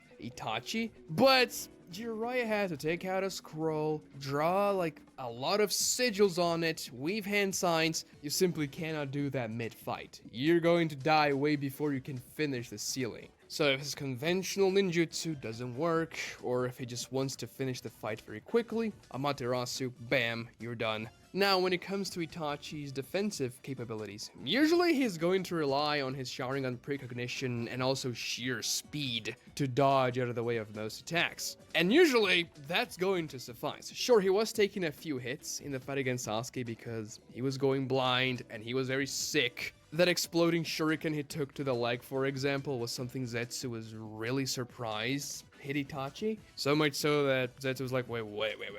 Itachi was not supposed to be taking those hits. The same thing goes for Sasuke's fire cell that burns his arm, for example. But in healthier conditions, Itachi would be dodging those things, and that's his MO for defending in his fights. However, when there's something humongous, he's not gonna be able to just dodge out of the way, like Kirin, for example. He has his Mangekyo Sharingan trump card. The Susanoo, obviously.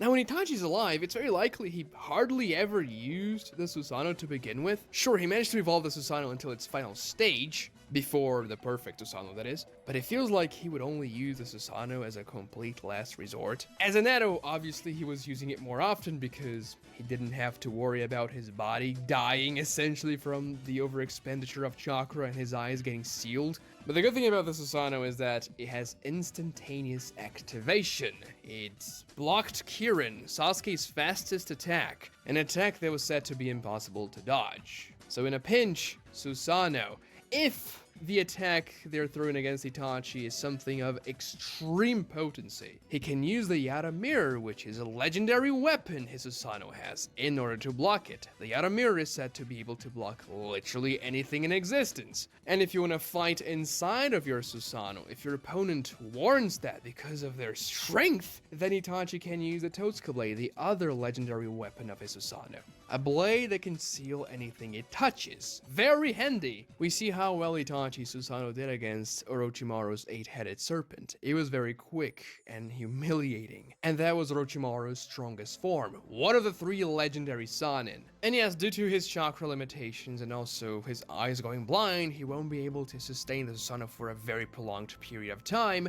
However, in the fight against Sasuke there, he used the Susanoo for a decent amount. And nobody is going to be comfortable facing a Susanoo with a Totsuka blade and the Stanimir. Zetsu even remarks upon saying that, oh, okay, so Itachi's Susanoo is literally unbeatable. It has the strongest shield and the strongest weapon, just like Itachi's eyes has the strongest ocular genjutsu and the strongest physical attack with Tsukuyomi and Amaterasu, so the guy is just completely broken. His Susanoo also has the Yasaka beads, which he can use to attack from a long distance. A long distance ninjutsu attack that hits much harder than his fireball jutsu, for example, which is probably the hardest hitting attack he would have in base. And Itachi himself acknowledges that as his strongest long distance attack when he tells Naruto and B to use their strongest long distance attacks against Chibaku Tensei to break it before it can suck them in, and Itachi chooses to use the Yasaka beads, meaning that, yeah, that's his most powerful long distance attack.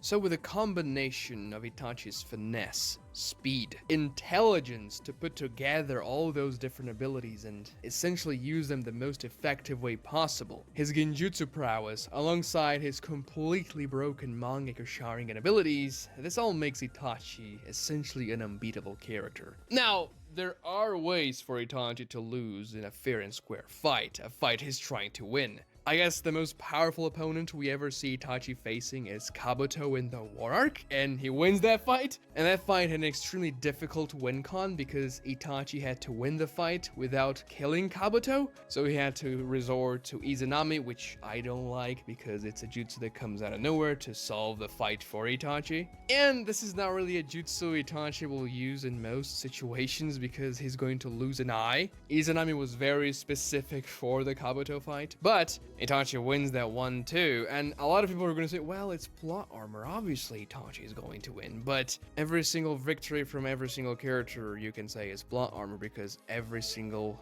thing that happens in the story happens because it has something to do with the plot and what the author is trying to say. Now, the best way for you to defeat Itachi would be to tire him out, of course. If you are not someone like Madara or Hashirama that have godlike powers and can essentially outperform Itachi when it comes to destructive potential and even intelligence, there isn't much you can do other than stalling long enough for Itachi to run out of steam so you can actually try and do something. And that's the real issue because not a lot of ninjas are going to be able to survive long enough for Itachi to run out of chakra. Sasuke, for example, in his fight against Itachi, ran out of chakra before Itachi. And Kirin, his most powerful jutsu, didn't require much chakra at all, and that was Sasuke's entire plan, fooling Itachi into thinking Sasuke didn't have chakra anymore and then using his trump card against him. It didn't work because of Susanoo, but after Sasuke ran out of chakra and after he used Kirin, Itachi still kept his Susanoo activated for a decent amount of time,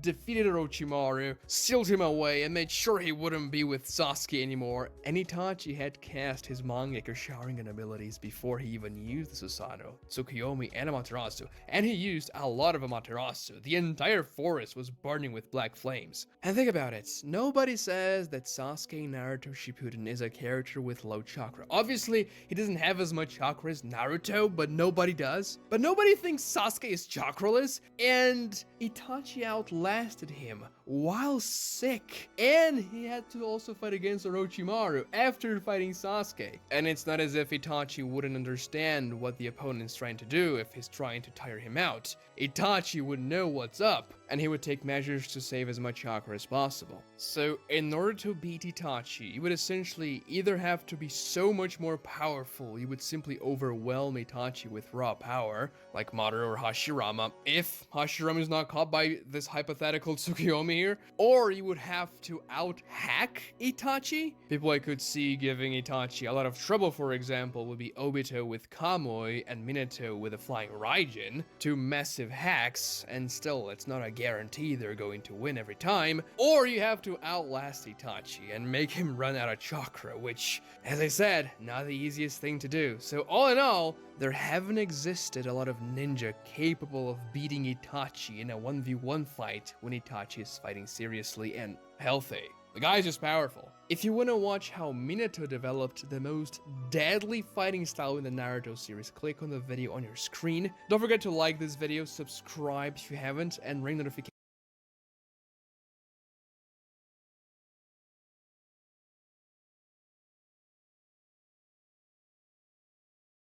So there are 6 classes or ranks in the Naruto.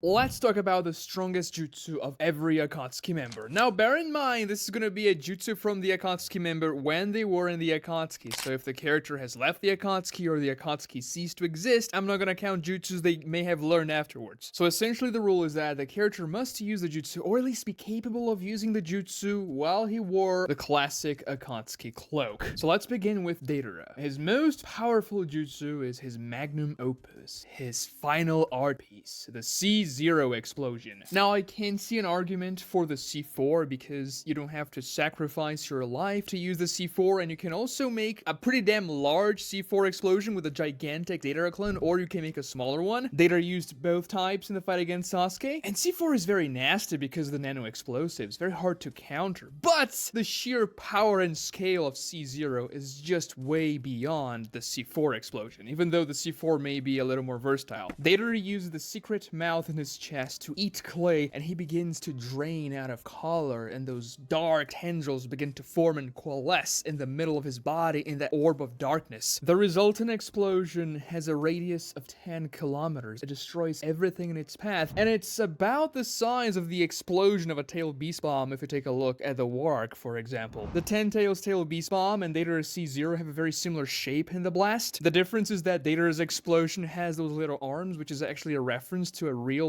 building in Japan called the Tower of the Sun, and it's just a very poetic jutsu for Deidara to give his life for his final explosion. After all, his entire philosophy is that art is an explosion. The true beauty lies in the moment, in the utter infinity contained in that very small piece of time. Moving on to Deidara's partner and his complete opposite when it comes to art philosophy, we have Sasori, and his most powerful jutsu is of course going to be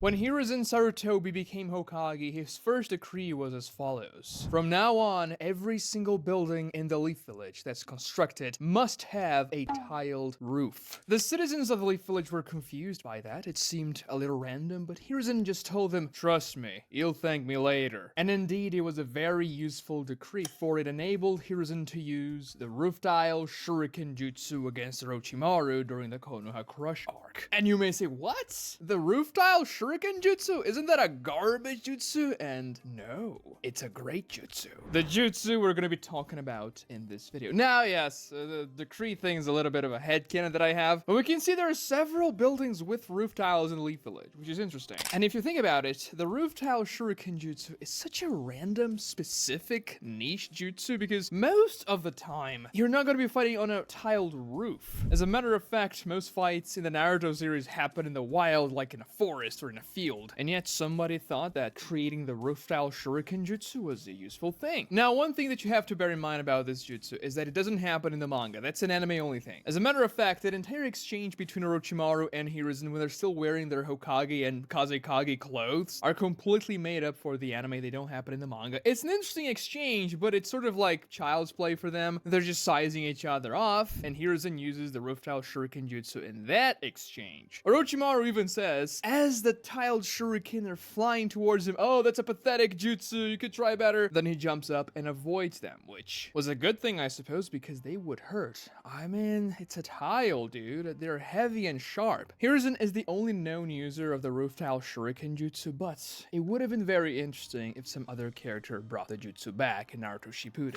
So let's try and explore who could have been that person, and also talk a little bit more about the applications of this jutsu specifically. Because as I mentioned, it seems very unique. You weave hand signs, and then you can control roof tiles. It almost feels like a type of telekinesis, but a very specific type, in which you can only use telekinesis on hardened clay in the shape of tiles on a roof. Because if you think about it, most jutsus in the Naruto world don't work like that. Sometimes you can control things, but usually it's an element when you're casting some type of elemental jutsu. And that works a little bit better, because if you do have that nature transformation, then you have control over that element when you cast a particular jutsu. But when you're talking about everyday objects, like a roof tile, you usually need something much more special than just, oh, a regular jutsu. You can take a look at somebody like Toroi, that pretty random background character that's revived as an Edo Tensei in the War Arc, who has magnet release, and he can control his shuriken and throw them with his magnet release, but that's because that's a KK Genkai, something pretty advanced. But when it comes to Hiruzen and his roof tile shuriken jutsu, you don't really need a KK Genkai, I'm assuming. There's also another very powerful jutsu in which you can control inorganic things, like a roof tile, which is Kabuto's Sage Art's inorganic animation. And yeah, we know Sarutobi doesn't have Sage Motor.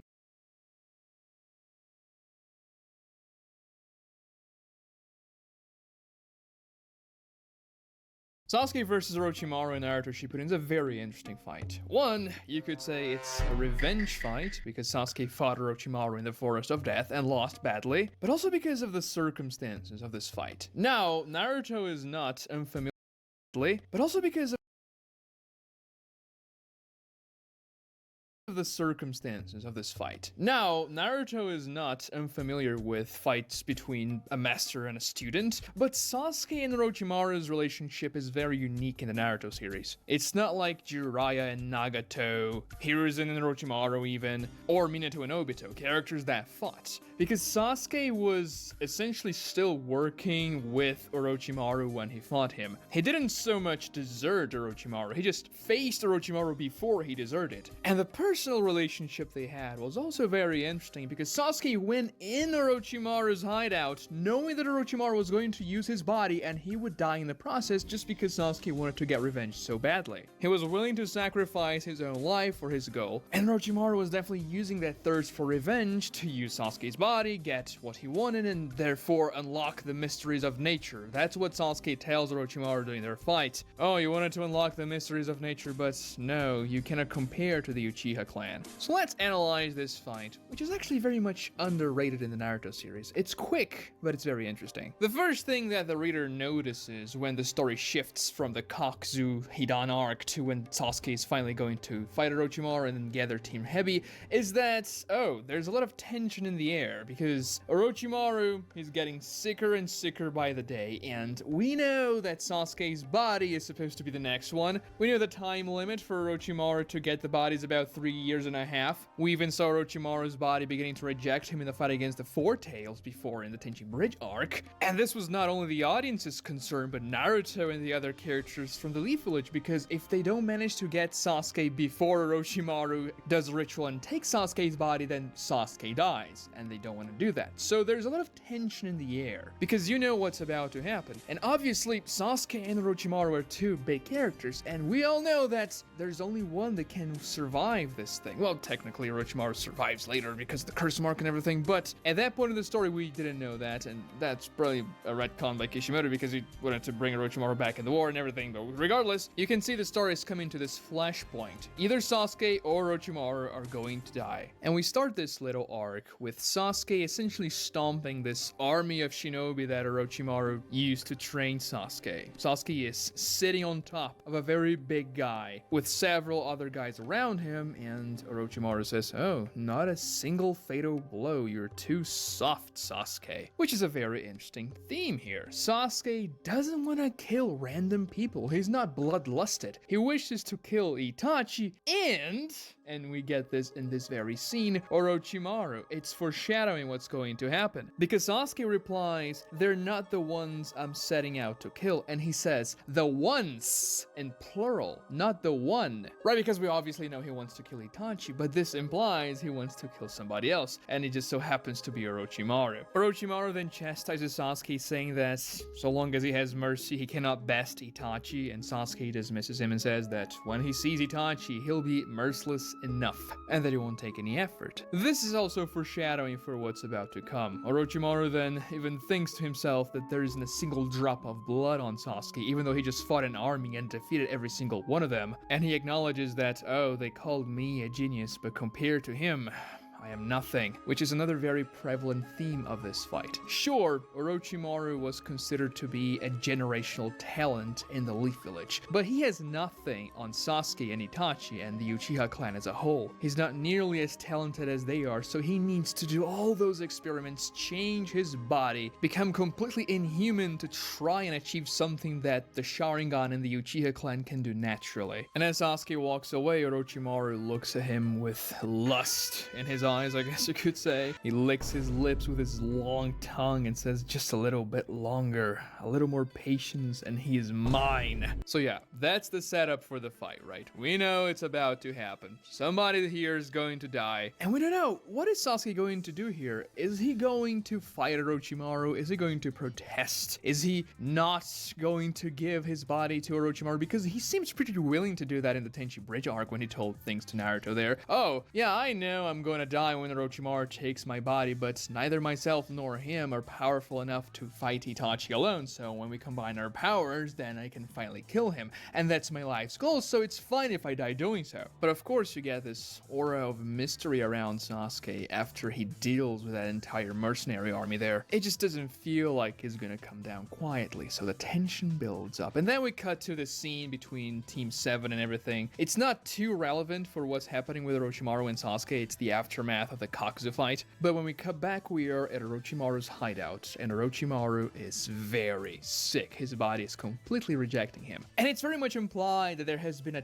time skip between the two Sasuke Orochimaru scenes here. Because when Sasuke was training with the mercenary army, Orochimaru looked fine. Sure, he's probably not at peak fighting condition or anything like that, but at least he's not bedridden and coughing up blood. It's likely that the scene between Sasuke and the mercenary army even happened